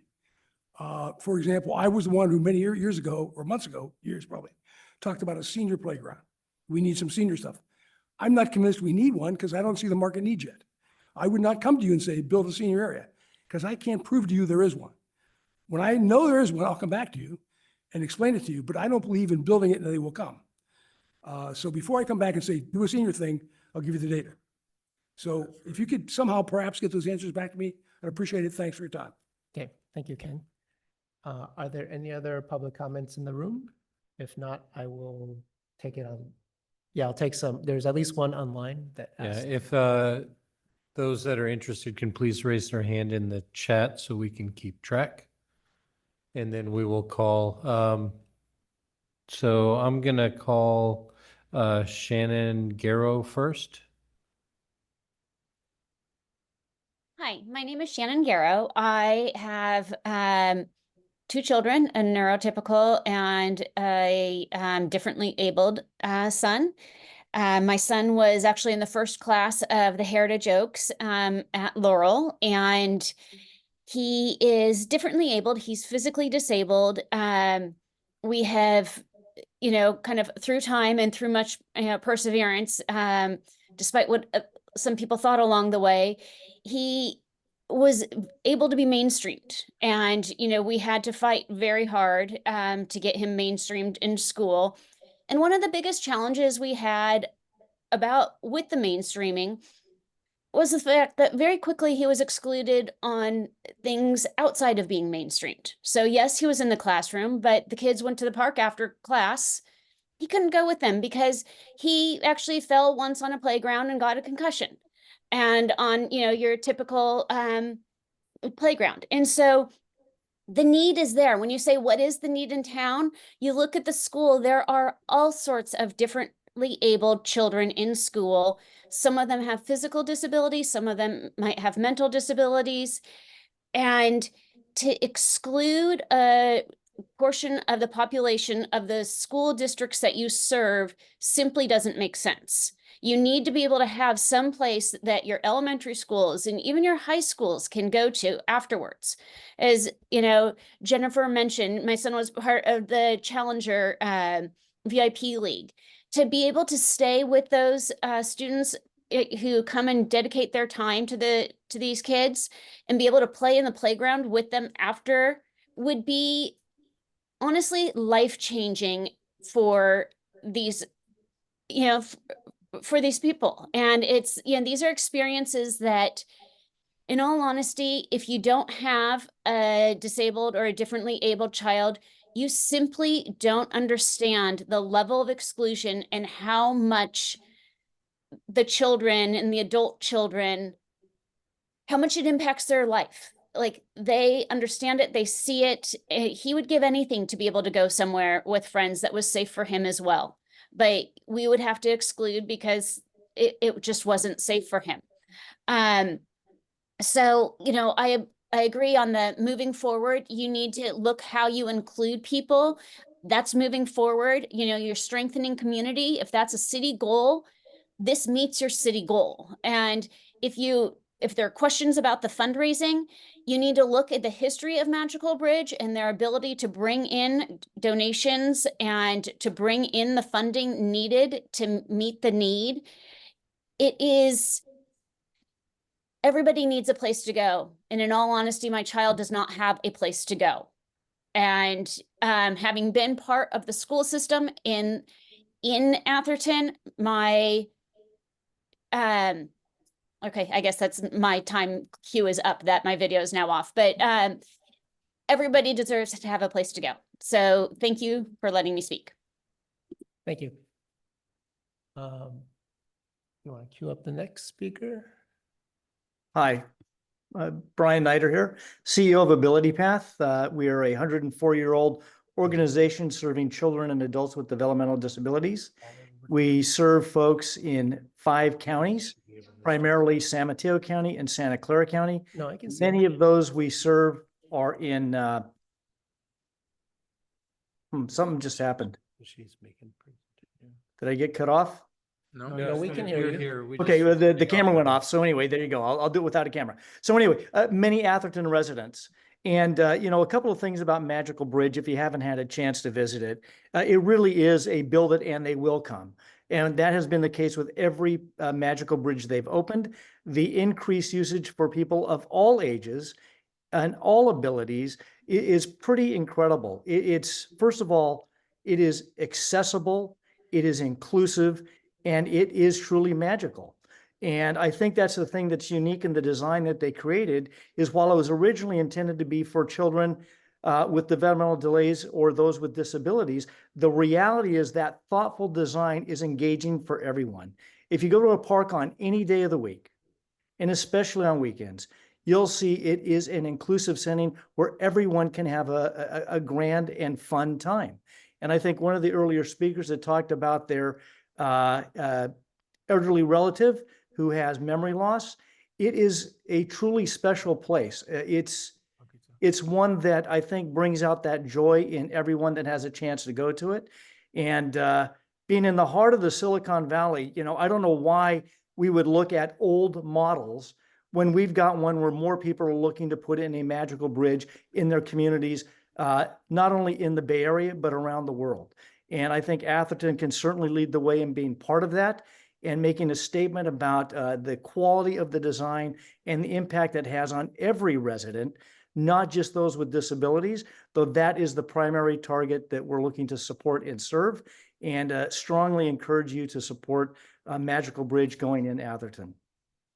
I know our families and the over 1,500 folks we serve every week would, while not all of them will go join it, many of them will absolutely love to be enjoying the Magical Bridge when it's up and open. Thank you. Thank you. Are there any other speakers online? We had somebody, Muriel, who had indicated a desire to speak. Okay. Yes, thank you. I'll keep it quick. So good evening, everyone. I grew up in Atherton and now live nearby. I have a 3-year-old son and a baby girl on the way. My son is typically developing, but he absolutely loves the playground at Curiosity and other Magical Bridge playgrounds in the area. He's extremely active, so we frequent parks all over the area. I'm also a scientist by profession. I have a PhD in neuroscience, and I appreciate the discussion and care you're all taking over these decisions. I just wanted to make a quick comment on the specific features that were highlighted in the design that I think are really great for kids. There are 2 categories. The first is safety. So the gate around the shade and the rubber, not necessarily concrete or tan bark, are great for us as a family, just to ensure that when we visit these places that kids can stay safe. The other feature is through neurodevelopment. So it's been repeatedly shown that unstructured and imaginative play is critical for optimal brain development. And so kids need this place for connecting and interacting with other children, places where they can meet and meet other families.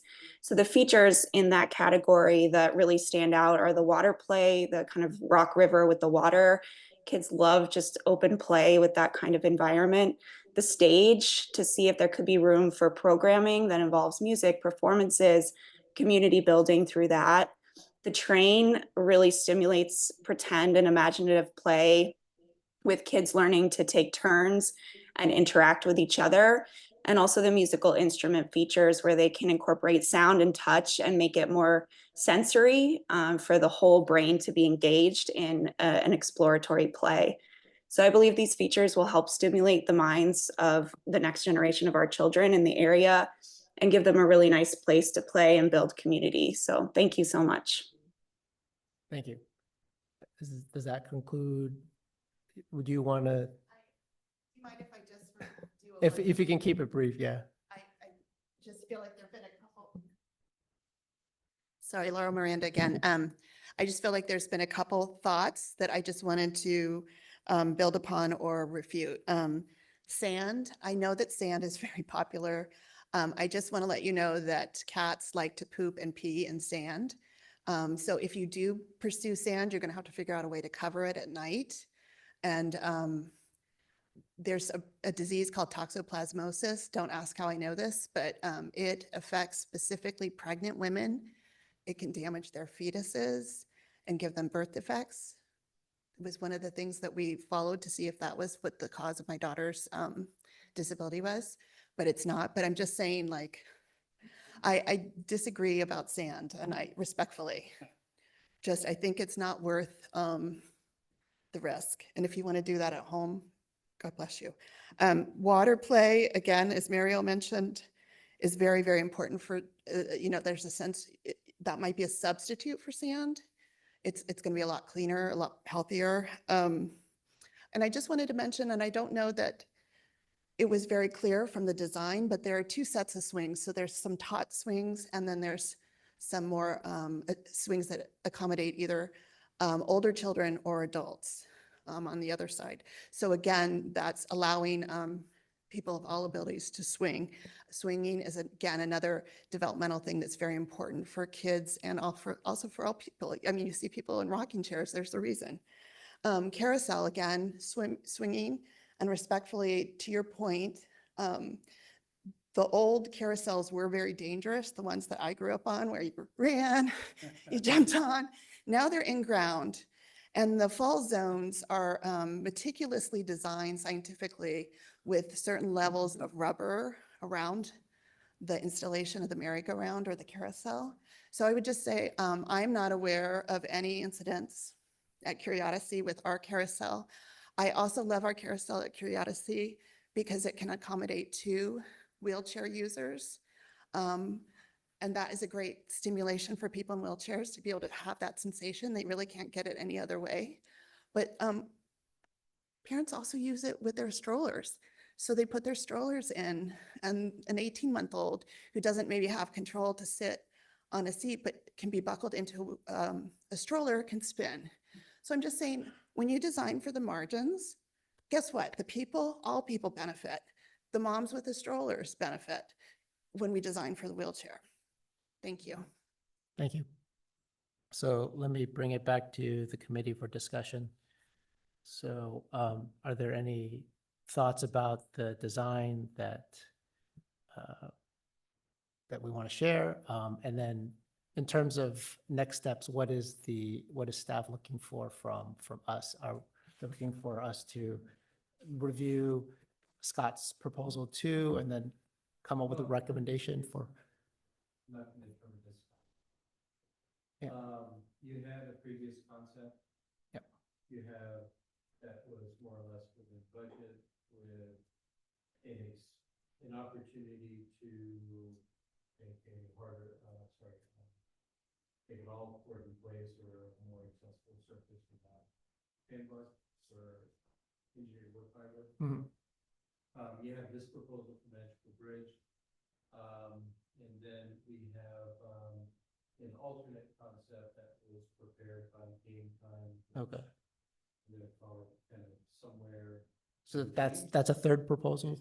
Okay. Okay. Sorry. We'll kind of bring that up, and I think it's probably easier to have them kind of run through it real quick. Okay.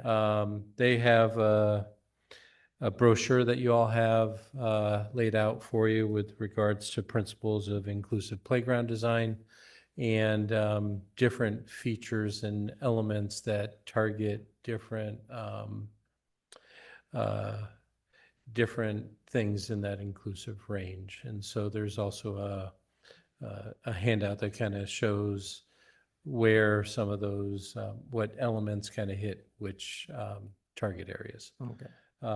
So with that, I'll go ahead and bring up the. So Hey, you gotta bring it back to the. yeah, you bring it back to the committee. I just wanted to know what you're looking for us out of the magical playground part. We want to comment Out of the on magical playground part on its own. Yeah. Nothing specific, but direction on which kind of concept to proceed with, whether it is what you saw before, what Magical Bridge presented with whatever comments or changes, or this third item. Ultimately, we'd like to be able to bring forward a recommendation to the city council from the committee as to which direction to go. Okay. Could it possibly be that we would actually defer so that the subcommittee can meet again? There's a lot of information that's coming about 48 hours, well, Yeah. maybe about 72. Yeah. And Yeah, if the committee needs more gonna hear time, another alternative, which is inclusive, and but we've had all this stuff kind of given to us very recently. I never knew we were going to hear from Interwest about that. So, I mean, would that not be a possibility? it is a possibility. If you need more time to deliberate, then Yeah, that's well, what you need. we'll ask, after we hear all the proposals, we'll ask the committee if they want to bring it back to the subcommittee, but I do have some comments about the magical playground proposal, but if I want to let others chime in first if they want to have, if they have any comments. I suggest that you take comments from the committee on the Magical Bridge proposal. And my guess is that people have some extensive comments. It's a big project. And it's quite different than it had been.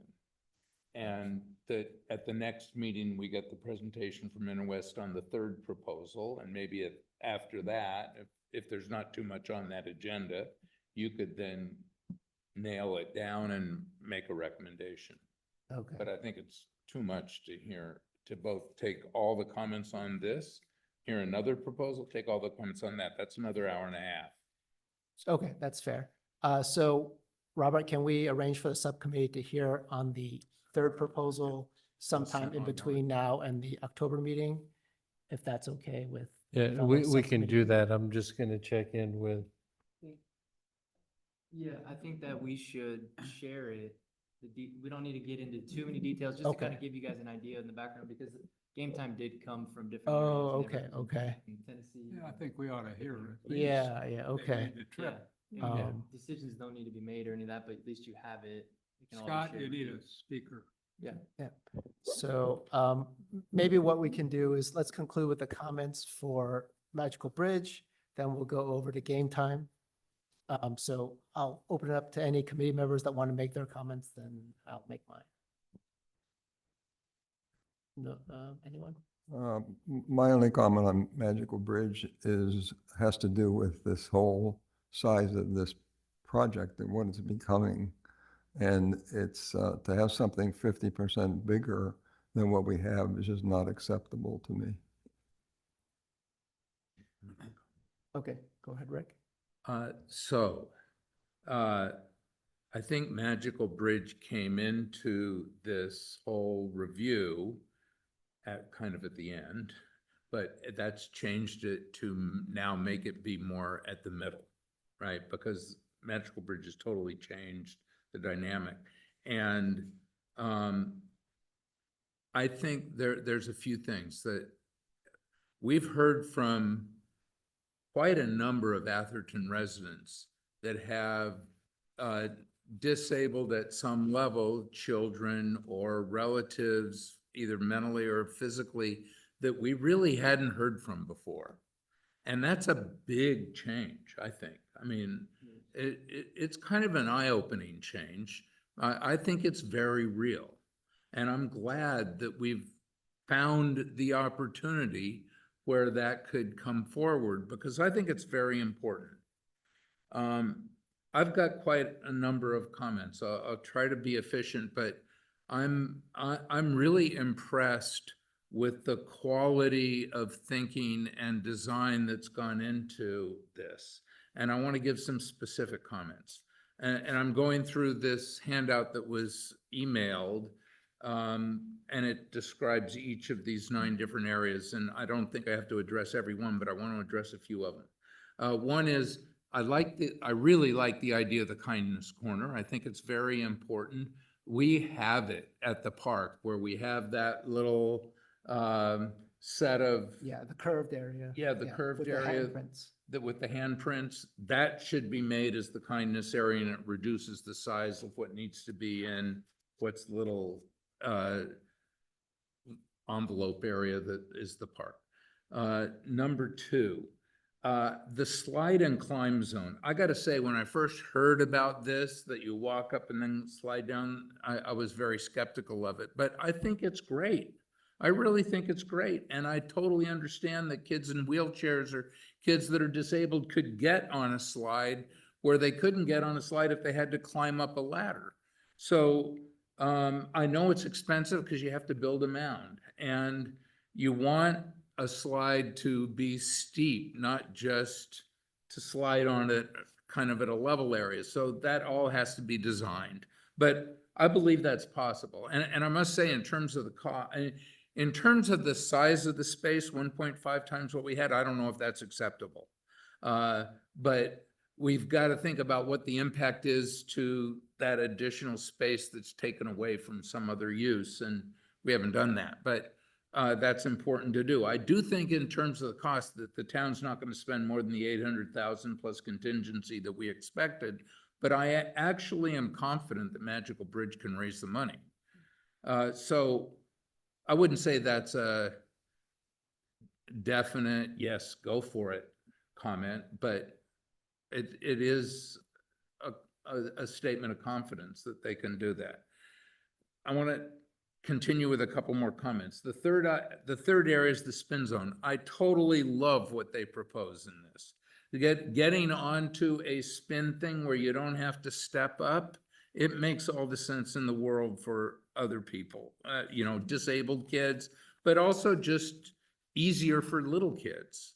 So I actually like both of what they've done. I'm not that worried about somebody getting hurt on these things. In the fourth area is the swing and sway zone. I'm pretty unimpressed with what they show on the swings. The swings are the most popular thing we have right now in the park. And I want to maintain swings for young kids and for older kids. And I know they're used. I watch them be used. I mean, I like the idea of having a swing that a disabled kid can get into. I think it's really important.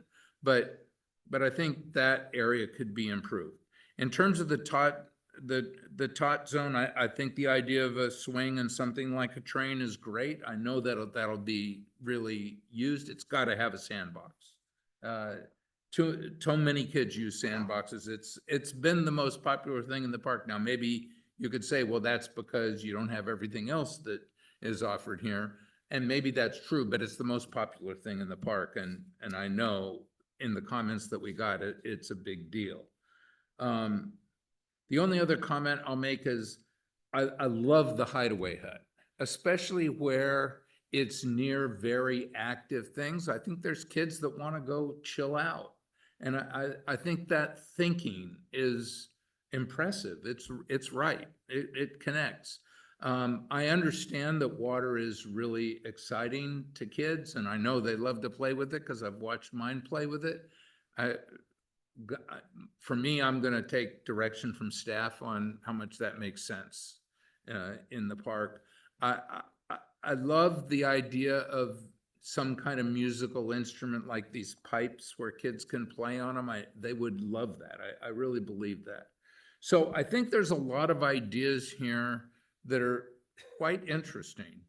They obviously have to be afforded, and the town's not going to pay for it. So, I mean, that seems doable to me. The issue of the space, I think it needs to be cut back some, but I want to hear from other people about what's taken away from other uses. That I think is important. That's my Okay. thoughts. Thank you, Rick. Anyone else? Do we all have this brochure? Robert, I never got this. I think it's part of the PDF. I didn't either. I never got it. I would Okay. love it. Because I concur with just about everything Rick said, and I would like to see almost like an itemized list of what would fit in our confined area. And then as money comes in or the town allots more money, then we add more things and we put like a time frame on when the decision is to be made. And we just set kind of our top 8 or 9 priorities and work our way down the list of what we feel would be most used to what would be least used, and financially benefit the most number of kids. And I really appreciate what someone said, is that when something is designed for marginal use, everyone benefits.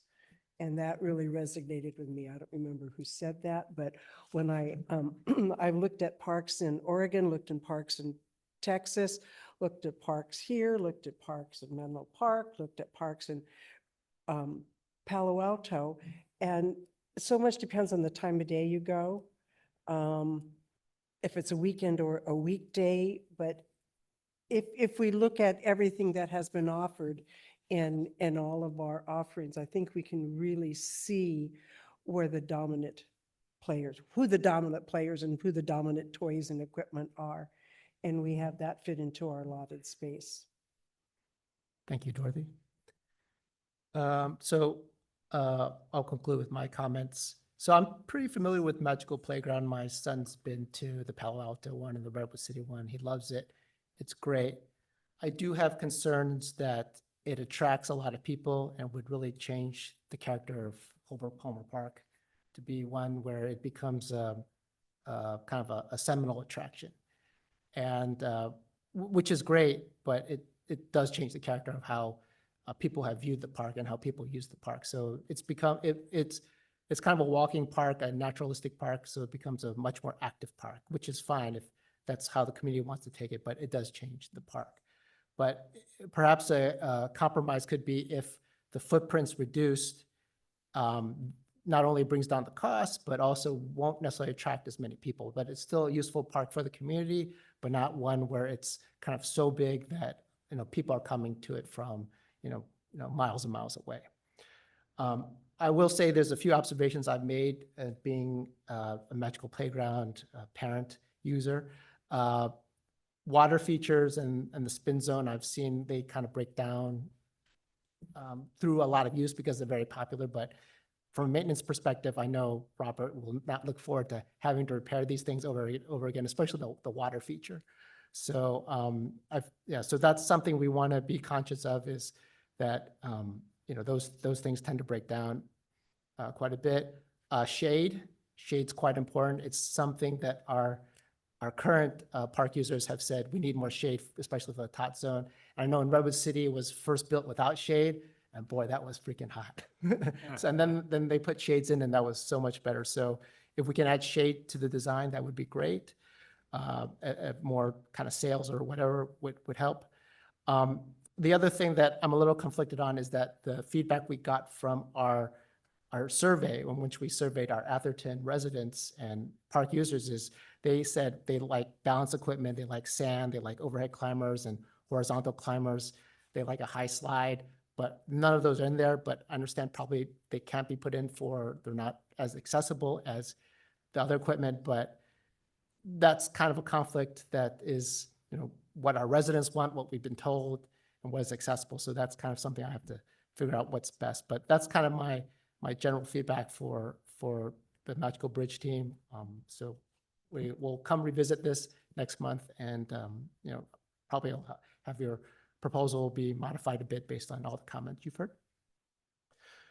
Okay, so. I have a couple comments. Oh, you do too? Okay, go ahead. So I'm very impressed with Magical Bridge. You may remember I've been now viewing Magical Bridge for a long time, ever since we heard about it when we did the outdoor survey.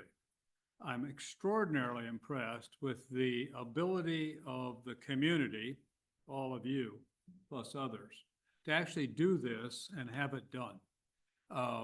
And I spent a lot of time in Palo Alto at Magical Bridge just because I happened to be down there for another purpose. And of course, I've been to Whoosh and I've been to Redwood City. A couple of comments though.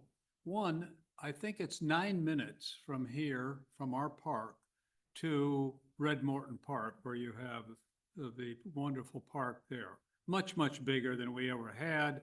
It's designed just as you put out there with all the zones, and even more so. It's about 18 minutes to get to Magical Bridge in Palo Alto. So following up on Alex's point, and this is probably very naive on my part because I don't have a child, didn't have a child that, as you describe it. But isn't that sufficient to do this? Menlo Park is built not recently, a park, they don't have anything like this. I just noticed the county has a new park and they, it just looks very traditional. And so in the end, I'm looking for compromise. And what I like to do is hear what Scott says, because he has a plan. And I'd like Magical Bridge people to comment on that. He's got a wonderful plan that combines what I regard as the traditional high climbing, big slides with as many of these elements as he can put into this park. And it seems to me that's, I'd like to look at that before I decide whether Magical Bridge is really the way to go here. I'm like Alex, I've been with this park now on its foundation for over 25 years. And this park is not a park where we want people to come for the playground, in my view. What we do want is people, and as one person points out, a lot of these are nannies, but they're bringing the kids here, to have a nice place to play and to accommodate everyone, as many people as we can get there. But they don't, in my view, they don't necessarily need all these elements. And I'm sure I'm violating the whole concept of Magical Bridge, but I would like to see us integrate as many of both of these items. I have 2 grandsons, 2 granddaughters, and frankly, I don't think they'd be much interested at age 8 in the Magical Bridge as I saw. The boys are climbing all over everything. They're spinning, regardless of the issues there. To have a spinner that's low down, great, let's do that. But I think we've got to really accommodate what we're thinking is the entire group here of residents. And I've heard a number of comments about this, that, we're not in the market for a $3 million park. We've got $3 million parks, a lot of other places. Also, finally remark that Whoosh is very much more limited than this. Why can't we use the elements, I might ask, of Whoosh, which is about 1/3 of what we were just heard about, and then integrate that with the more, shall we call it, traditional items. That's kind of what I'm thinking right now, but I want to hear the alternative that we have that Interwest has worked so hard on before I would decide which way I would recommend. Okay. I just have Yeah. 1 or 2 comments, and then I just wanted Sure. some clarification. But I think one of the overriding sort of concepts, as we've gotten all this great discussion from Atherton residents and as the committee's discussed it, is this whole notion of, do we want the park to be a destination? Are we trying to make it inclusive? Are we trying to put things in that attract more people to come to the park? And I don't know that we as a committee, and I'm not sure what city council believes, but I still don't know that we've come to any conclusion about that from a big picture perspective.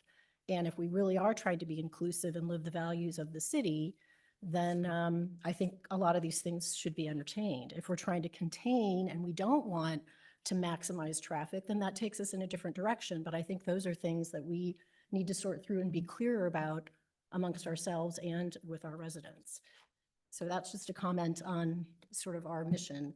And then I just like some clarification at the last meeting. Maybe I got this wrong, but I thought Interwest was going to work with Magical Bridge to come back with something. So maybe I'm not clear on that. And then this other organization, how did they interact with you? If you could clarify that. So the last meeting was Magical Bridge was a resident came forward to fund them to make a concept, which that was agreed upon at the last meeting for them to, because they were never a part of the process before.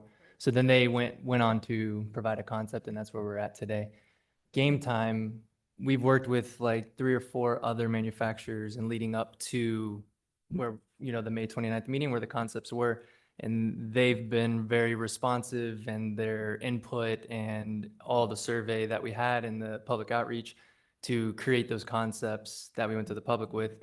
Now we're still with Game Time. They're just, now they have their inclusive department that's part of it with Playcore. That's a Game Time brand to really focus on kind of the direction that has changed of where we were and the input we had to since May 29th and moving forward where we're at now. So whether we went with Magical Bridge or a hybrid, or we take things from all of these, you guys are still involved in that, whether it's partnering with. So we wanted to take the opportunity to show an inclusive playground, focusing on inclusivity in the 7 principles that Game Time has, you know, utilized evidence-based research to create those. So that's where one of those sheets in that we'll get into the details of where they've used their resources to basically create a concept that is focusing on inclusivity and accessibility. Okay, go ahead, Rick.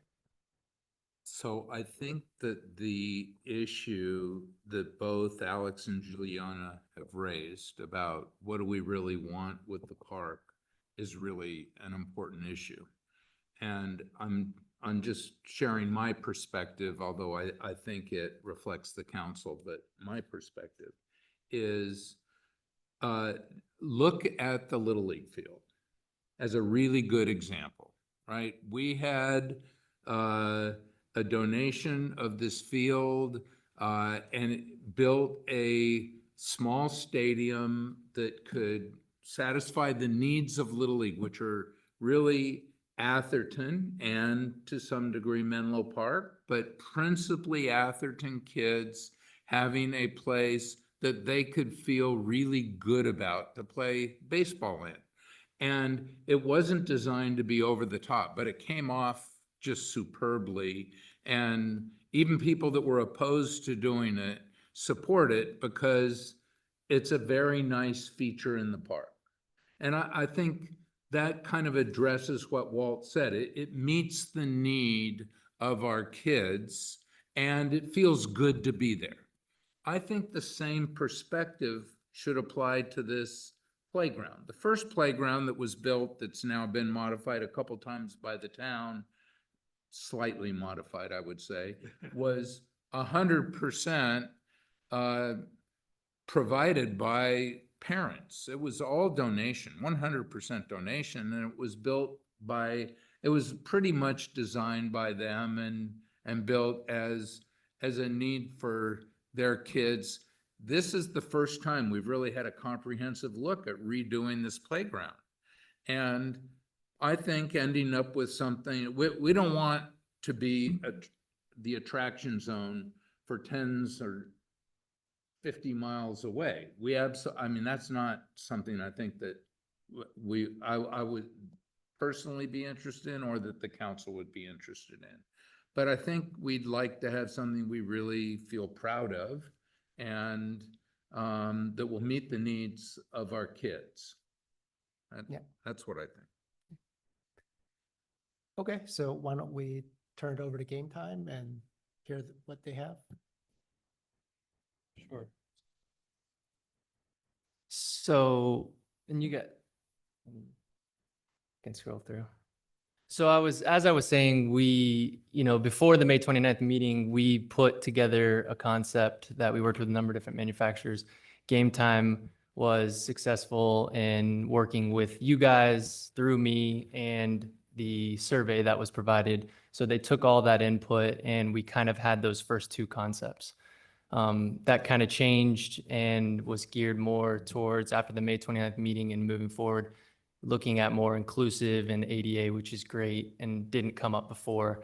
So Game Time want to utilize their resources and their evidence-based research and their team that does these kind of playgrounds that are more inclusive and more accessible to create what's on the screen now. And it really is and I'll let Jenny from Game Time speak to the specifics and the research based, but this is a national destination site that's it's based, all the features in here are based off of 7 principles of evidence-based research that is on the next slide. But as you go in here, we kind of maintained the same layout that was liked in the concepts before, with a central seating area, a sand pit, and fencing in the smaller side and leaving open the older age group side. You'll see here, this does expand from existing, and it expands a little bit more from the expansion of the first concept. I believe it's somewhere around 2,500 square feet more.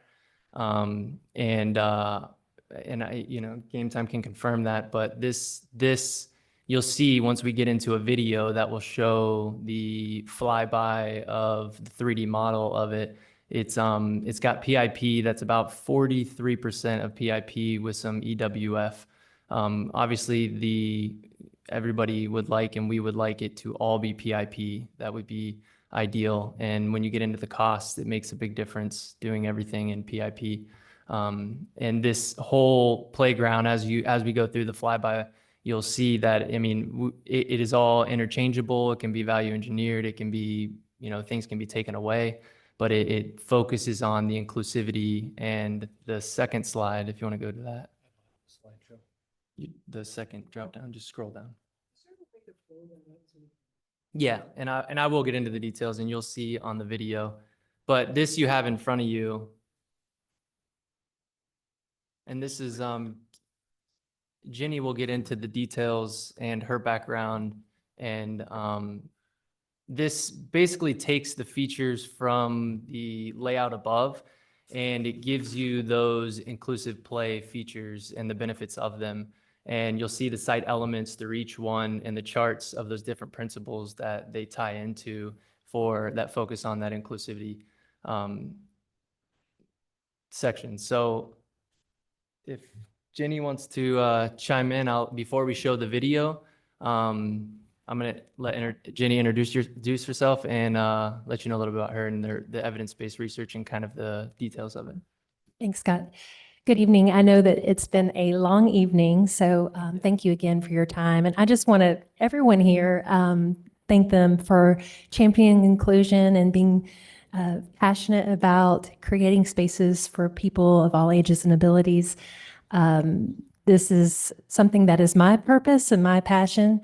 I work for Playcorps. I live in Chattanooga, Tennessee, but I work closely with Leo and I'll put this down. Okay, sorry. Leo and MRC and Game Time to implement evidence-based approach. So my background actually is as a special educator. So I taught adults and children with disabilities for 15 years. And I was hired by Playcorps in 2008. So my master's degree is in early childhood special education. I taught children with moderate to severe disabilities at a place called Siskin Children's Institute. And then I also got my graduate degree in augmentative communication. So my passion is actually helping people of all abilities communicate, and they did that a lot through technology. But when I joined Playcorps, I started working for our Center for Outreach, Research, and Education Department. This is a service arm. We do not charge for our services. It's just something that Playcorps does. Playcorps has, our mission is building healthier communities through play, recreation, and outdoor spaces. So we do a lot of inclusive projects. Like I said, we do hundreds of these a year. But the Center for Outreach, Research, and Education, where I specifically work, I get the pleasure of working with scholars. And we have worked with a man named Keith Critcherson for over 15 years on this research. He is out of Utah State University and the Disability Institute there. It is a very, very funded research institute that We actually have a research lab there, but the funding comes from lots of other different, funding sources. But the research lab is there for his graduate students to learn and watch children of all abilities play. And so what you're seeing in front of you is the industry's only evidence-based approach. It is grounded in third-party research that you'll see starts with addressing the developmental needs of the whole child. And when we are talking about inclusion, yes, we're talking about all children, all abilities. And it's really important to think about the physical, social, emotional, the sensory, the cognitive, and the communicative needs of all children, including those with disabilities. So you want to provide a robust variety of elements. So what you're seeing on your chart there is basically how we have aligned this concept using this evidence-based approach, addressing the needs of the whole child, but also aligning with the 7 principles of inclusive playground design. So you'll see that they start with things like be fair and included and smart, comfortable.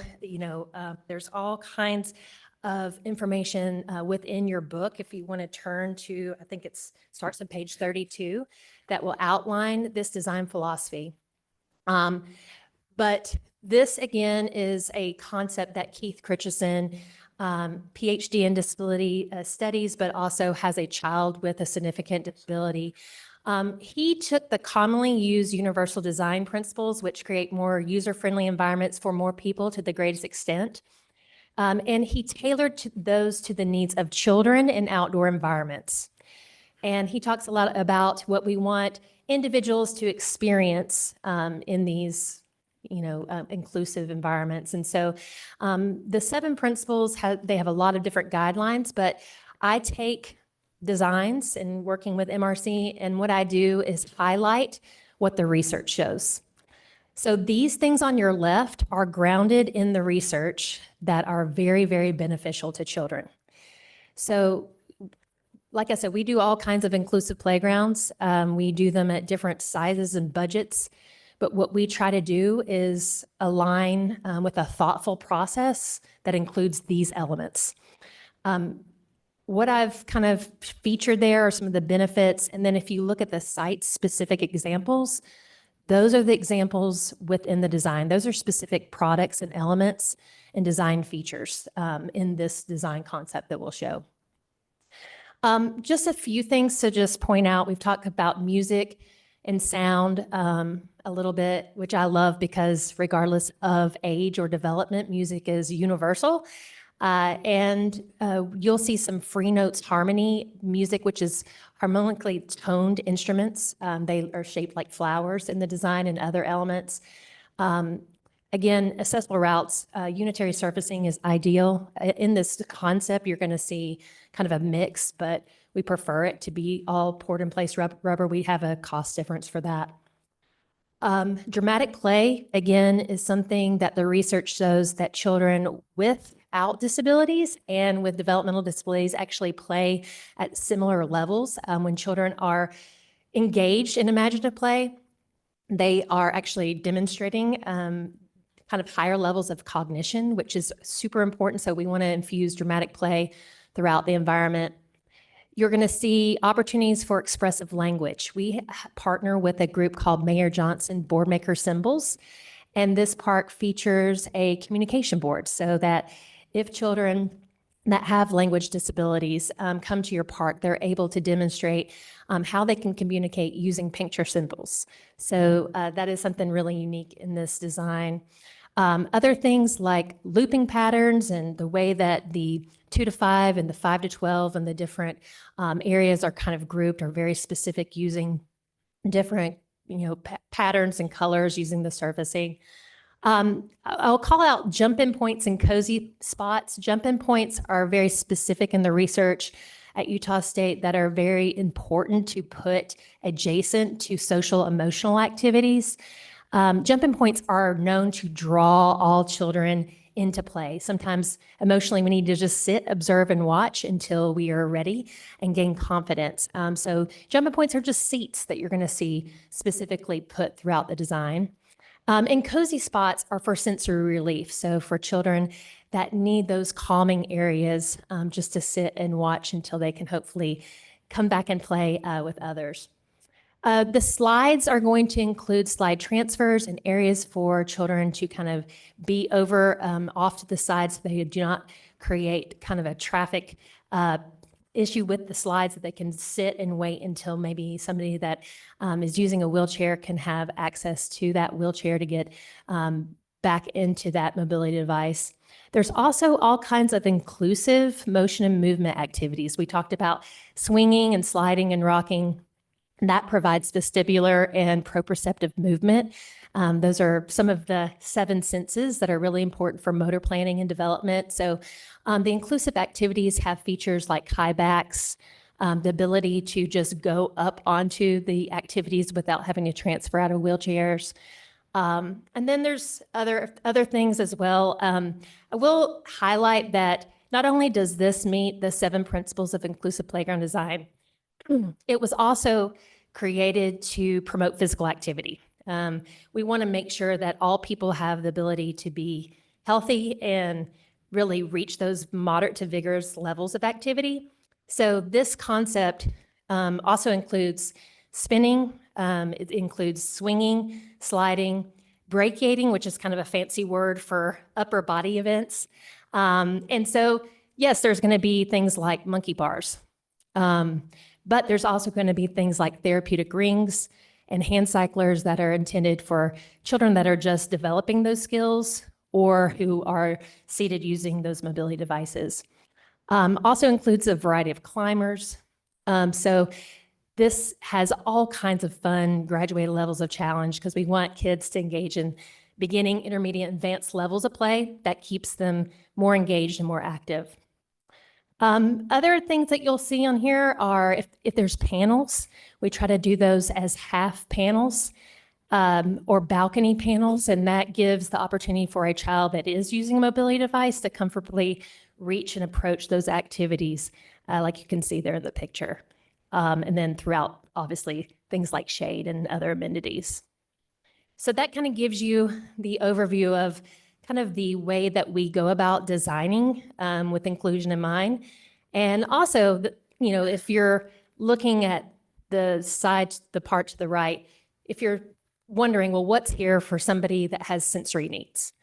Or what's here for somebody that has communication needs? Hopefully that can really outline that for you and give you some good information. So with that, I guess I'll let you play the video. Yep.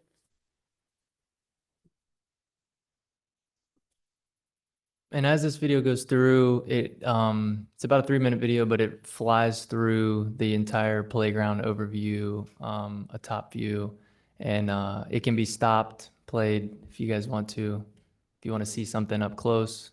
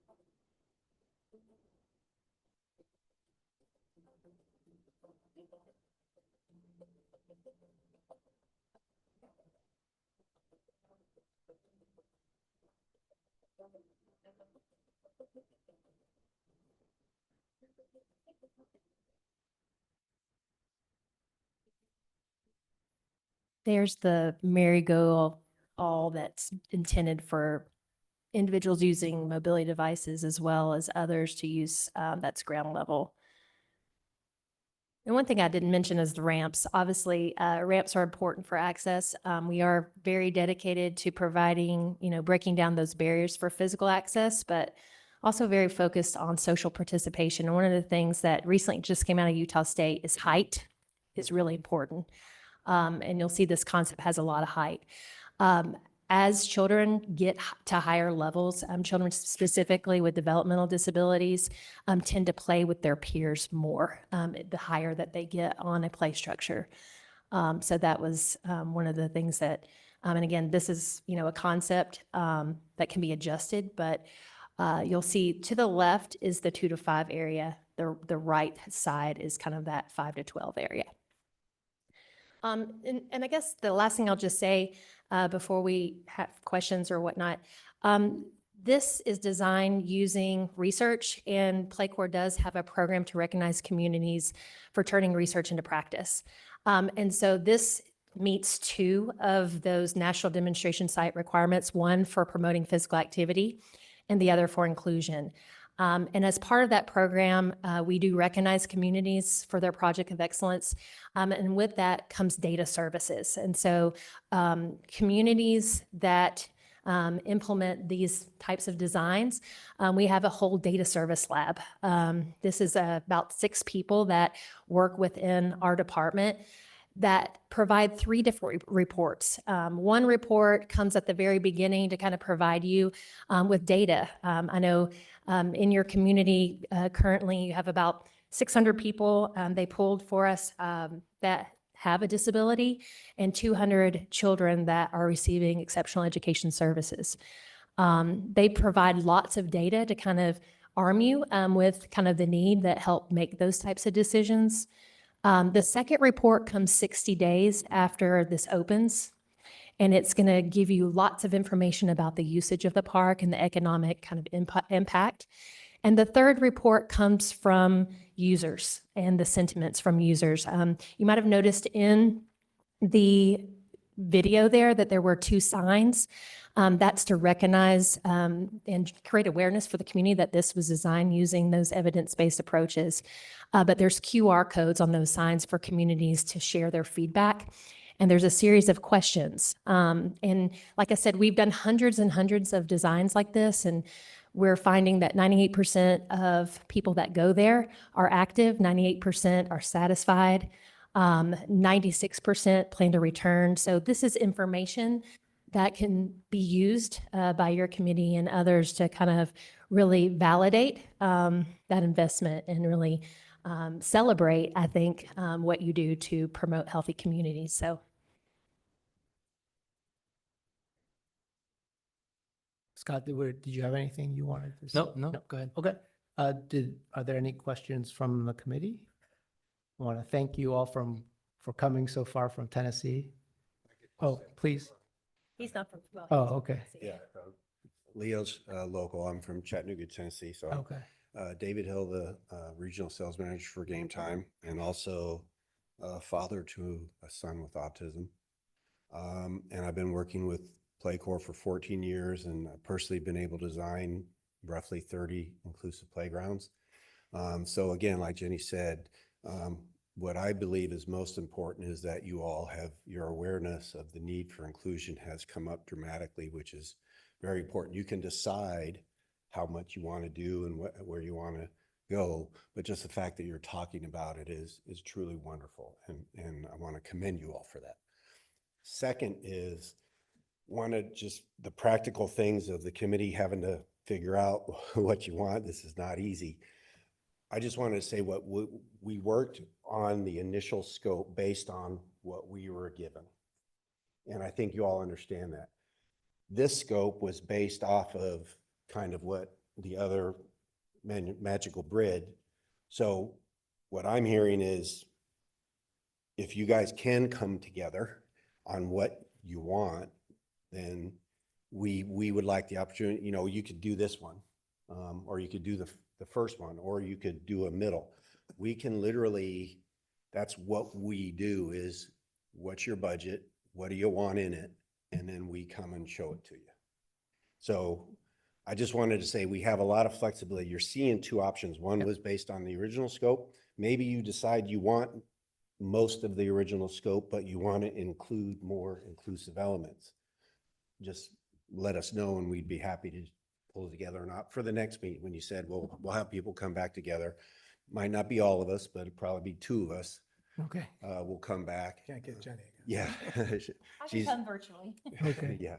So anyway, I just want to mention that as the scope has evolved, we understand these things happen and it's just part of the business. And we're more than happy to support you as you continue to evolve what you and your community want. Okay, thank you. So I'll bring it back to the committee in terms of questions. Are there any questions? And then after the questions, we'll take public comment and then we'll close it up with Well, let's comments. start with a basic question, which is, you have a very specific item there. You know, it's a wonderful video. You can see exactly every item on there. If we do that, what will it cost?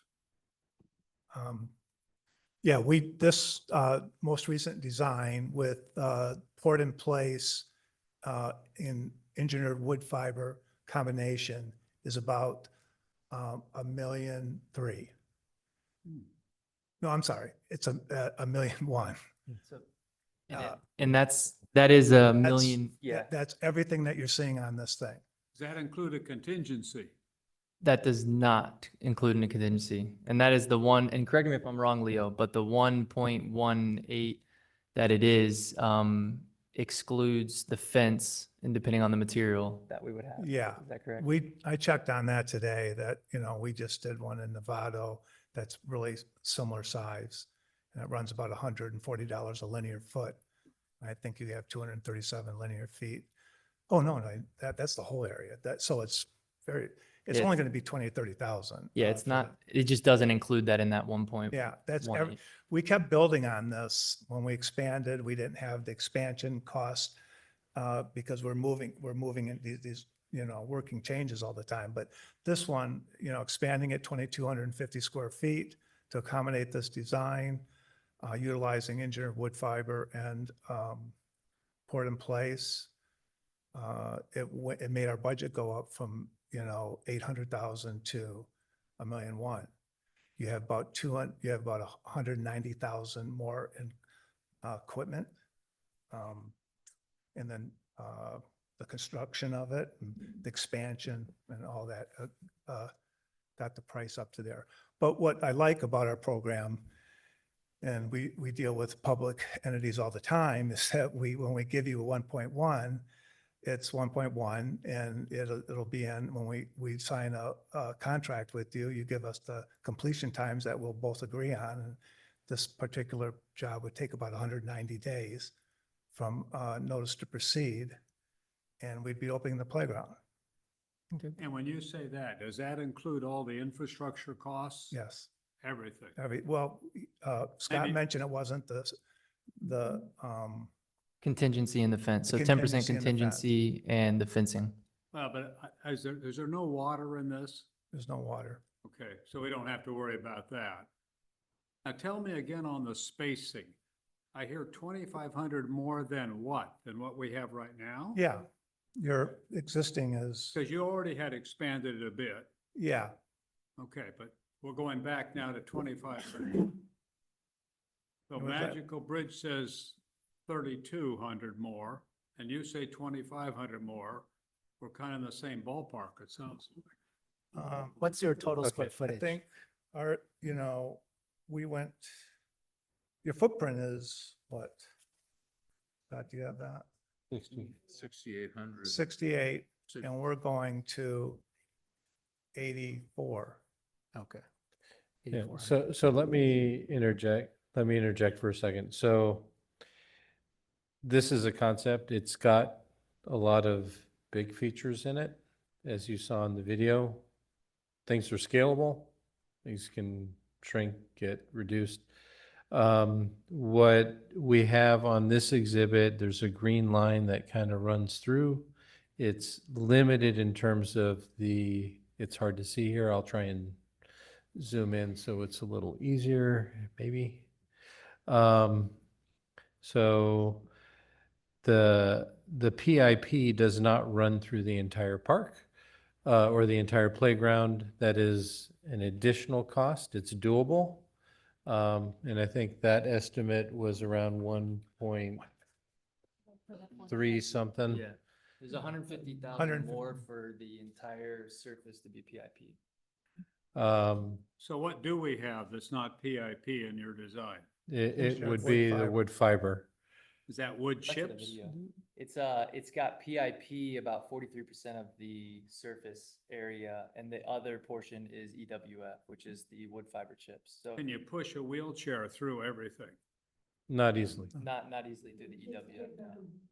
So engineered wood fiber is considered, engineered wood fiber is considered an accessible surface, but it is not ideal because it requires a lot of maintenance to maintain the accessibility of it. We do recommend, if you are wanting it to be truly inclusive, to make it fully with that unitary surface would be our preference. Like we said, it was 150,000 more. Right now, it's a combination. Question I have is, have you designed it so that the items that would be wheelchair accessible that really meet that standard are ones that all have PIP around them? And the others do not, because they're not going to be used by people in wheelchairs anyway. Is that right or not? Generally, yes. For the most part, yes. If Yeah. you look back at the video, all PIP is to where all of the ramps lead up, where the ADA swings are, and where the spinners and those ADA features for wheelchairs is where this design was created by Game Time to have PIP for those and put those features and put the PIP where it needed to be for them to gain access to all of those items. And Yeah, then the other portion is the EWF to help with costs. It's not preferred, but that's how this design to get the cost that. You know, I'd like to throw one thing out. I mean, we could ramp down the equipment to the 8,650 square feet, make it all PIP, make it national demonstration site, 7 principals, and get it under 900,000 with a $100,000 contingency. You're not going to see this plan. It's going to be a scaled down plan, but that's the ability. You know, it's hard to make a 2,000 square foot, maybe impossible to make a 2,000 square foot project total accessible because of ramps and so forth, but or mounding and, you know, sidewalks, guardrails and all that. But with your space that you have already, we didn't expand it at all. We'd cut down the construction of the expansion, you know, demoing out curb, pouring new curb, additional square footage. But what our feedback was from Scott's telling me, he's in these meetings and he's sharing it with me, that they were the committee was a little underwhelmed with the original design. It wasn't because it wasn't inclusive at that point, but it was just, you know, they see towers probably in other playgrounds and communities, and they just wanted something that higher and more challenging than what we offered then. So that would be our challenge, but, you know, but that's a possibility, how we can scale up and scale down. Okay, I would make one request. From Magical Bridge, I would like them, when we next meet as a subcommittee, that they critique what we just heard. What is it that it's lacking other than the entire Magical Bridge concept? But what's lacking as far as full access, which, as Rick says, I would like to be proud of.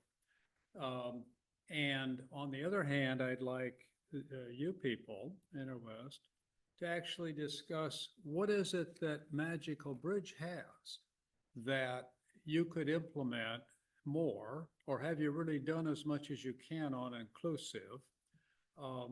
because frankly, we're kind of moving from two ends here. Magical Bridge is total on one side. You guys were started total on the other. Now you're moving a little bit towards Magical Bridge, and I want to know how close you're getting. So anyway, that's the kind of input I would like from both sides. Then I think the question is, what do we do as far as cost? What do we want for this park? How elaborate do we want? That basically be my process. Do we have this image in our packet? Oh, Can we get, and is there any information on the breakdown of the items within this image? We could give you an Yeah, itemized. so we have, have I all mean, that. how it fits in with the chart. But I don't think that this is helpful at all. It's just No. conceptual. No, we don't have, This we have more doesn't than give us that. We anything. have the whole thing. That tells you the What you name sent. of, that's on that layout and what principle it falls, that it all covers. I want to see what they look like and. Yeah, we have renderings, individual renderings in that video. It's all online. Rick, you can send it There's to him. 27 okay. renderings Yeah. of different views. Okay, I haven't seen Yeah. it. Yeah, we can share. Well, he that. only sent it to the committee, subcommittee, I Okay. think. Well, the whole committee should get it. Yes, for sure. There's other elements besides what's listed on that chart on the site-specific examples. But the only thing that I put on that chart are the inclusive pieces that align with the research. So, I do feel like our design, this concept, is inclusive. It meets the research, the only evidence-based research for inclusive design out of Utah State University. This 15 years of research. So there are a lot more elements though that add graduated levels of challenge and other, like I said, upper body events and climbing events. Those are not listed on the chart because what's listed on the chart are the inclusive elements. The rest of it is providing that graduated levels of challenge and opportunities for kids of all abilities, including those with disabilities. There's kids with Down syndrome and autism and developmental disabilities that still benefit from climbing events and upper body events. So we can provide a comprehensive list that kind of breaks that down. Like if you wanted to see all of the swinging items and all of the climbing items, we're happy to do that. As far as images go, we have the renderings, but if you need to see pictures of any of those pieces of equipment, happy to provide those as well, because sometimes pictures bring things a little bit more to life so you can see the inclusive elements as well. Yeah, that's online in what Robert sent to the subcommittee. Yeah, we'll package I'd like it. to see that, in hard copy and to everybody. We'll package But what it. I was actually asking was for you people to go through and look at what Magical Bridge has and say, look, we have this kind of thing that is actually for developmental situations. And they have more, but what they have is a little, a little area with benches and they have whatever. So we can kind of narrow it down and see what we have. And then if we decide that, we just want more, we want what Magical Bridge has and we're willing to sacrifice, in a sense, the high climbing, the big slides and things like that, then that'd be our decision. But I want the equipment to be able to do that, the materials. Thank you. Sure. Can I speak on just to say? We can open up for public comment after the questions. Yeah. Walter, in all due respect, I would like to have all of that stuff too, but I think if you go to buy a car, you're not going to go to a Cadillac and say, what do you have that the Volkswagen doesn't? Or the Volkswagen, you're not going to go and say, what do you have that the Cadillac doesn't? That's for you as the consumer to look at.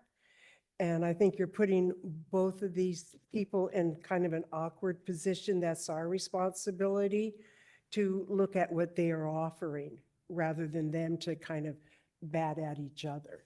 Well, actually, that's my feeling. they're offering to make changes. Well, then we should come to them and say, this is the aspect we like of one, can you adapt to it? This is the aspect we like of the other, can you adapt to it? Rather than them doing the comparison, we need to come to them and say, this is what we want. We want a hybrid. and the best of this and the best of this, but we want to go with you because of price. What can you do to best align to these other options that we would like? And they may say, it's not available, or they may say easy peasy. I agree with that, but I'm not a developmental psychologist. And I would like these But it's people right- who it's are right here. experts. No, It's- I'd like the people who are experts to compare the plans for me a little bit. I agree in the end, but I think they should be able to go through and say, look, this is what we offer that they don't. And Yeah, we know, the- I think, what. Yeah, Scott can do. I agree too. The goal is not to have one bashing the other and it's not at all. This is just to provide to the committee to be able to make a decision on what they truly want and to have a lot more inclusivity involved along with those taller structures that we got comments on in surveys and a sand pit and those types of things. So it's just another option that just includes the tall features as well as focusing on, as Game Time does, the 7 principles of inclusivity and making those ramps and making it more accessible. So it's just, the goal is not to have one trying to critique the other and battle it out. That's not what the goal is. Any other questions? I have some comments, but we can save it for after public comment. So if there are no more questions, why don't we turn it over to public comment? Anyone in the room? Go ahead, please.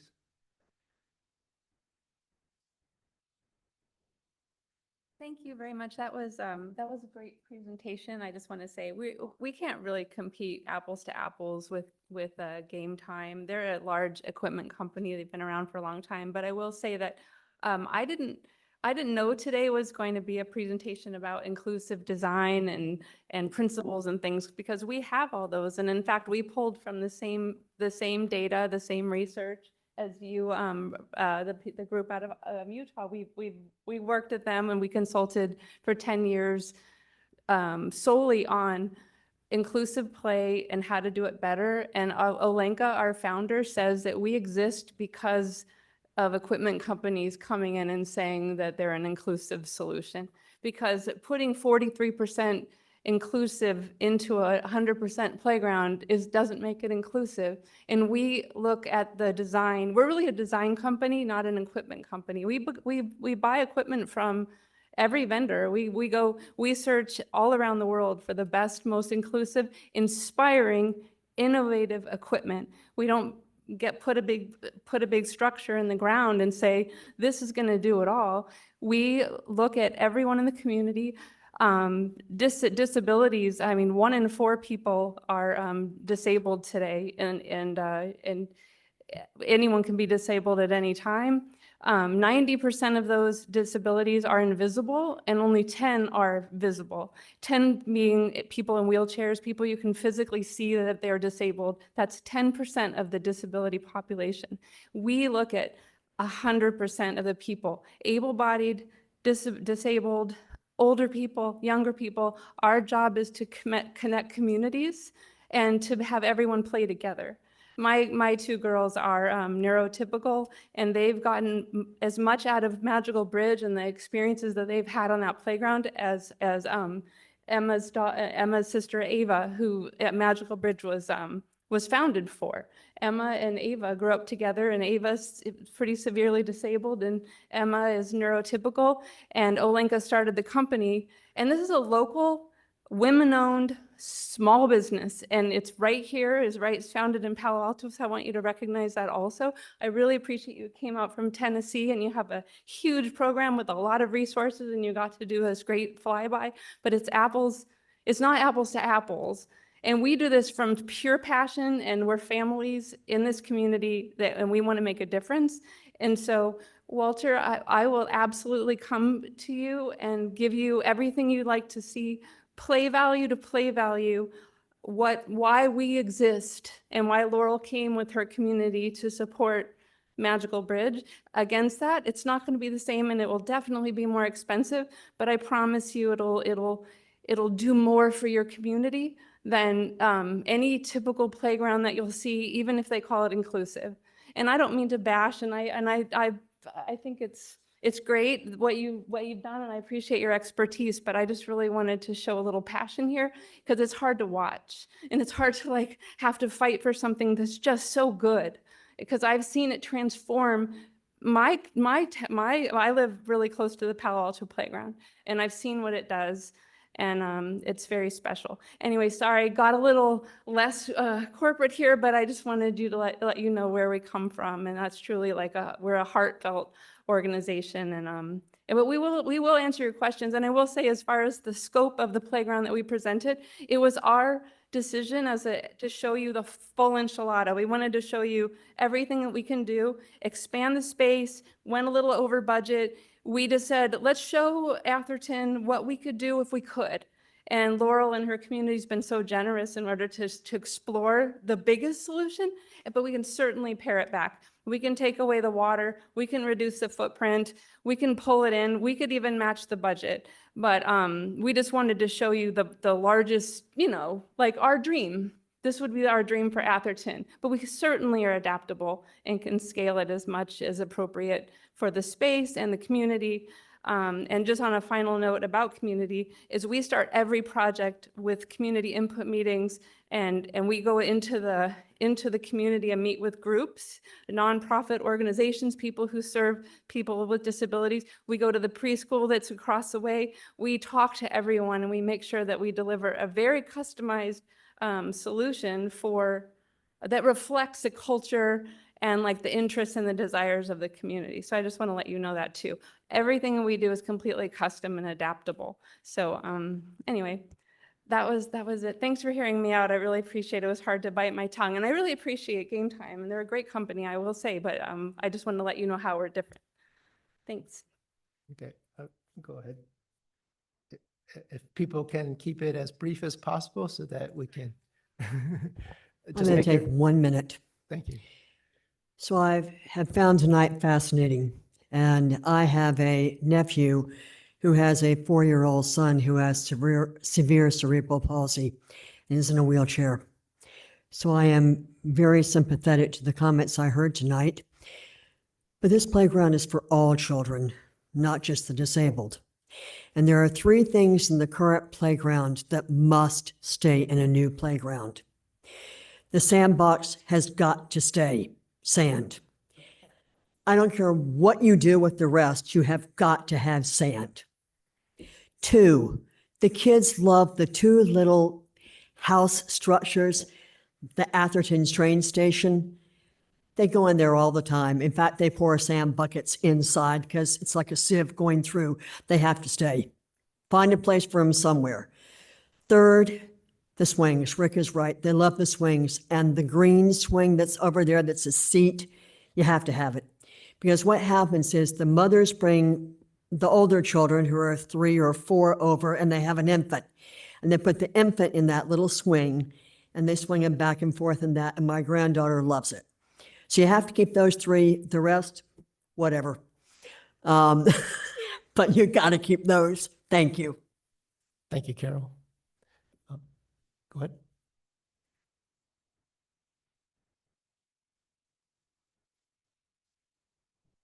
Hi, I also wanted to thank Game Time for coming. I wasn't aware that they were coming with a new design, so that was news to me, and I didn't see that in the agenda, but I'm glad you could come.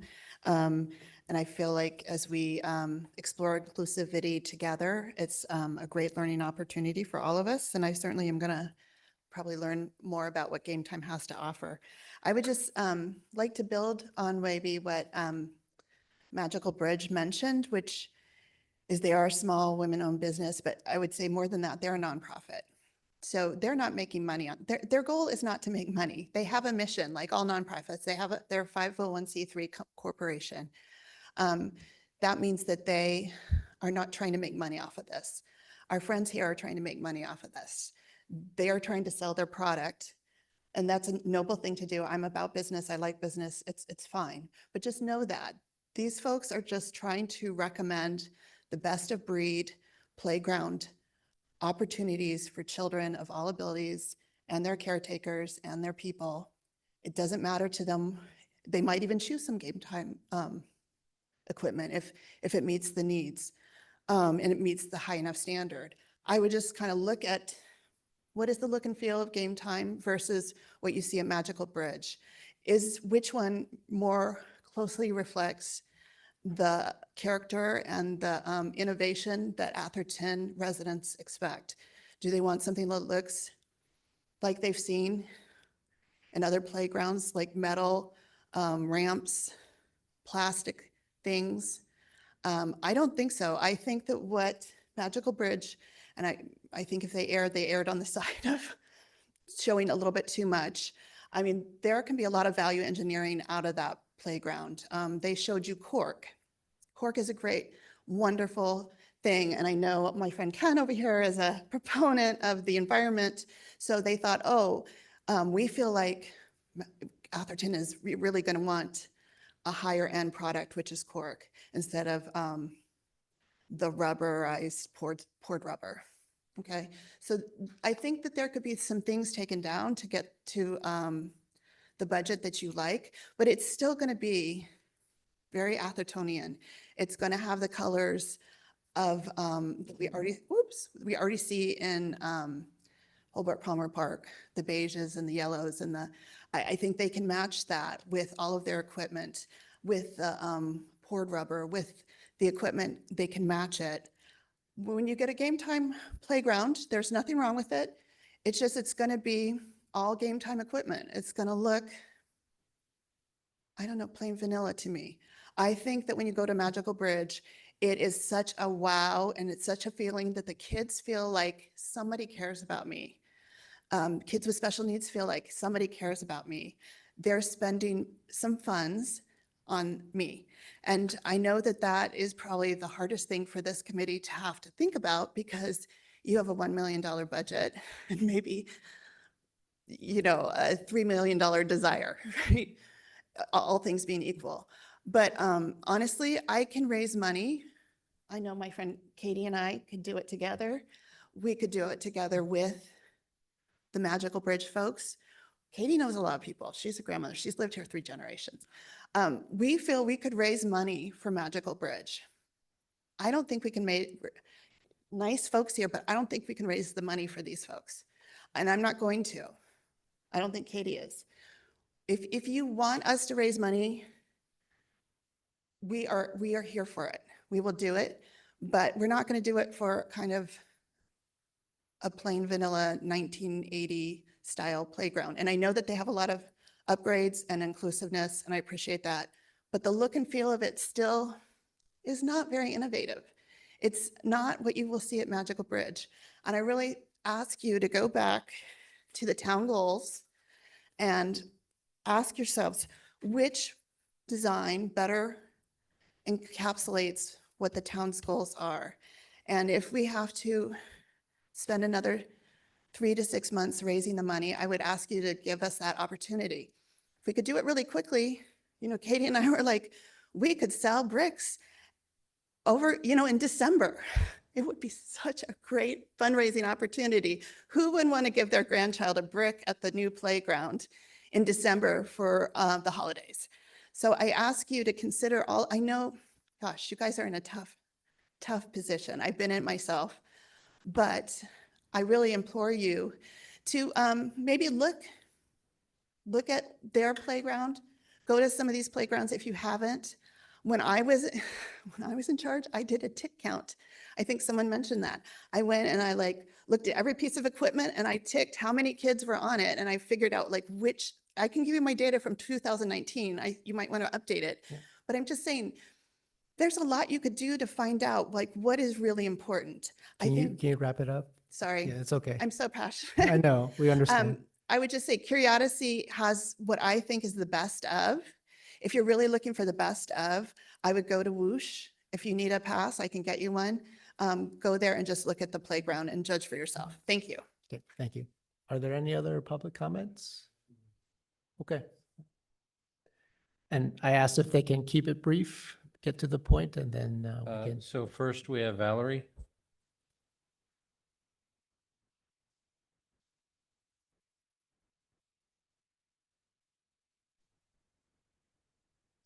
Yes, hi. My name is Valérie Canapari. I work for Melo at Ato High School. And then, so when I started to watch on Zoom, actually your meetings, I went to visit few magical bridge. One, I live down one in Redwood City and the other one in Palo Alto. And I'm really amazed what they can do. All kids with disability or non-disability, are included. And I work in special needs with wheelchair, moderate to severe. And for me, it's no brainer. I'm not sure what is that about. I mean, you should go see what is Magical Bridge, and you will see what's it's magical. I mean, what they do in Palo Alto, they have shows, they have music, and everybody is included. So I'm just, there is no brainer for me. I just don't get it. Why it takes so long to figure out which one you should take. That's it. And I work in special need for in high school, and I'm amazed what they're doing. That's it. Okay, thank you. Next, we have Elaine. Hi. First of all, I wanted to thank Game Time for the presentation. We appreciate that. And if we were given an opportunity, we'd also love to present our research. But I just wanted to clarify a few things about our design. The 10,000 square footage that was shown, the vast majority that exceeds the existing footprint is actually that community courtyard intergenerational space. And 10,000 square feet is consistent with the footprint of the Whoosh playground at Curiosity. And it is about a quarter to a third of the size of our typical playgrounds. So what we did here was specifically design a neighborhood small format Magical Bridge because we were aware of the committee and the town's concern that this would become a destination space. So that was taken into account in the design. As it relates to the budget, one of the largest line items, again, we wanted to present the kind of total full scale, as Chris mentioned, but one of the largest items is this custom designed playhouse. And our budget assumes that that would be designed by Barbara Butler, who's done a lot of the work at the existing Magical Bridge playhouses. And that's roughly $700,000. That could certainly be brought down, scaled down significantly. And that's actually the scaled down version is what's in the concept plan, but in the budget, we've allowed for a larger format space.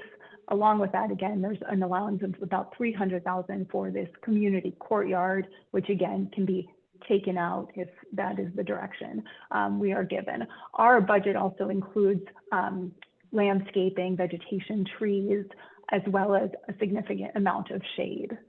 So I just wanted to clarify that, and we can certainly send kind of our itemized estimate for if that would be helpful. Well, thank you for the opportunity. Okay, thank you. So I think that concludes the public comment. Okay, so I'm going to bring it back to the committee for any discussion or feedback that they have on the Game Time design. So I would propose that we have a further session of the subcommittee Okay, and then bring this back to Park and Rec in October. okay. We give, the subcommittee gives feedback to both Game Time as well as Magical Bridge, okay? Yeah, that sounds fair. And then we try to end up where Dorothy says we should end up, which is picking the best of each or whatever we're gonna do. I think we should prioritize what do we want?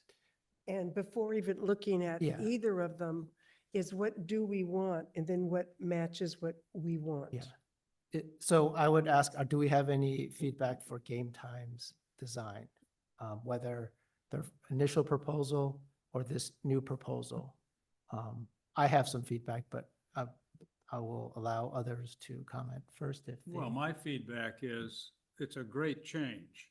I think we've now focused, as we all say, on inclusivity. And thank you for doing that. I never had any idea you had that function that you could do.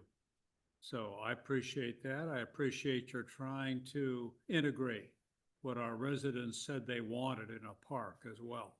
So we kind of have a combination. My feedback is I was one of the people who asked for more challenge in the original design. So and it was within budget, which I think the council will look for, because they want to stay within budget. So I'm actually quite happy with the original design myself. Just, I think I wanted that extra log and then maybe a high slide, and that would have been it. So that's my perspective. I was looking for something that older kids would enjoy, not because right now the current playground works for smaller kids, but Neelan Park, which I believe you guys designed, and I noticed the similarities, is an excellent park as well. Magical Playground's excellent. I feel Neelan Park's also excellent. We just happen to go to Neelan Park more because it's closer, not because of any deficiency with Magical Playground. So I'm very familiar with the park at Neelan Park. I see all the similar elements.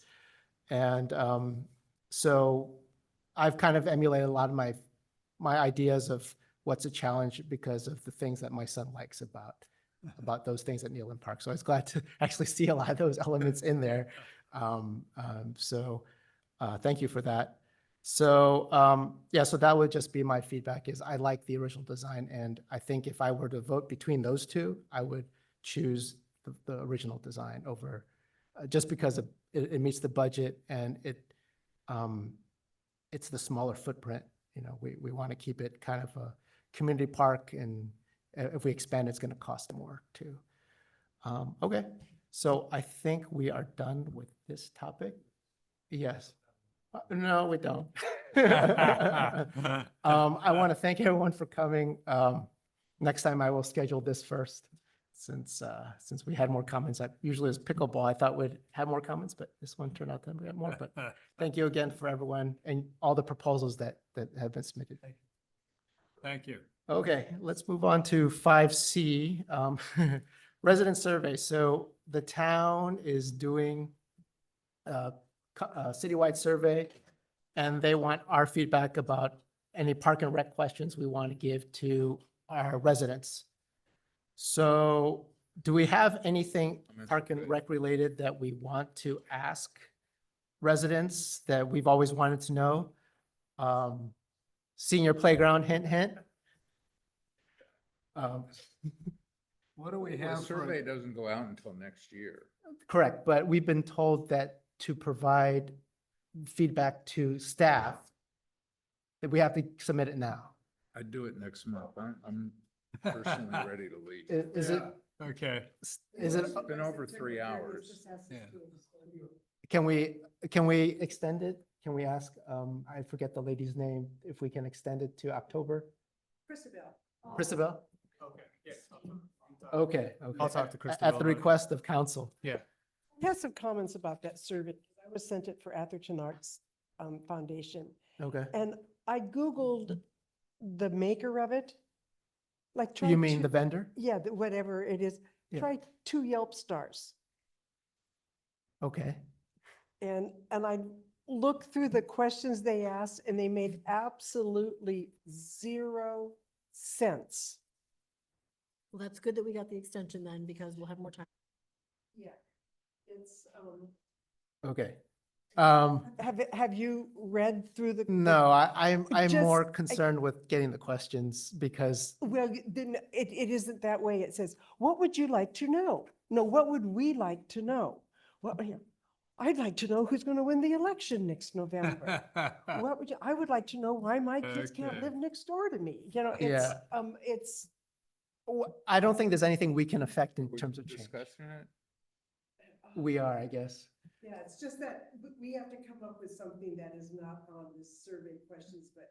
Well, let's not worry about the survey questions. For October, we'll think about what we want to know, and it'll be up to the survey maker to come up with the questions. Yeah. Okay. Okay. Brightview quality site assessments. Yes. You will. The quality assessments are in your packets for July and August. Please look through them. Let me know if you have any questions. Any questions, any comments? We're gonna move on to Report's gonna be short. Park Foundation report. Frick is not Frank, here. though. Your turn. Foundation? Yes. Foundation has not met since we had our last session, so no report. Park Division's monthly report and park events report. Anything of interest that we should note? Yeah, and everything's in there, all the financials and all that, everything. Just a couple of major issues we had to take care of in the park the last couple of months. We had a main line break, two different ones that we fixed. One was on the main house lawn, one was in the courtyard. We also had West Coast Arbors come out and trim down the big eucalyptus tree in the courtyard that had broken. And so that's all taken care of now. So now we're just kind of working on other areas of the park right now. Were the pipes just old or was there something that triggered? the break? Actually, the mainline one was just a break. The one that was in the courtyard was due to taking away the big branch that broke. Oh, it fell on the. Yeah, it pipe. fell and Okay. broke some of the stuff. So we took care of all that. And that's been going good. We've done repairs to the dugout. We've been doing repairs to the Jennings pavilions, and then of course, all the setups and everything that we did for National Night Out and everything over the last couple of months. Okay, and then I thought the August events really picked up. Yeah, so July, we had very minimal revenue and events. August was a lot bigger, a lot Is there better. anything that triggered it or is just? No, we had a large wedding that came through that was planned from back in February. And then a couple other large events and a couple other big things. So it was, Okay. and Jerry Ann, our new event coordinator, is doing a really good job at.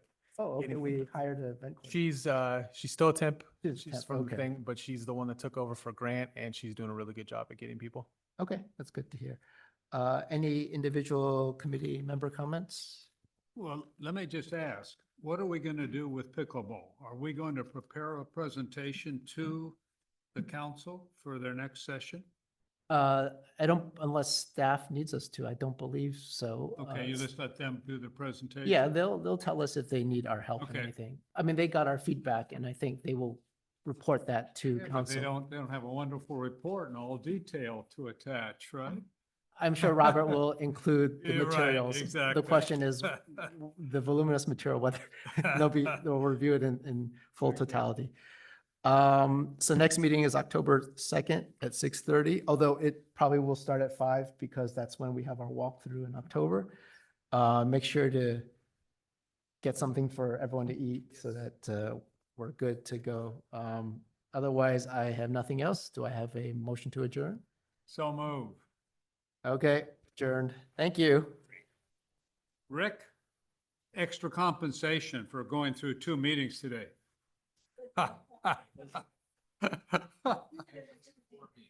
Oh, okay. Well, thank you for the effort.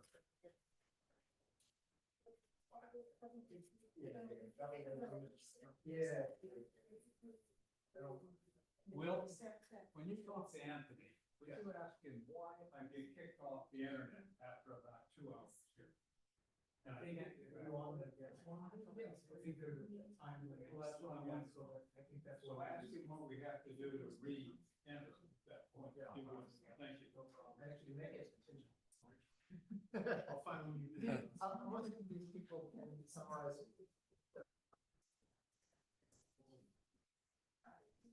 Just because of the Frank, that's the point.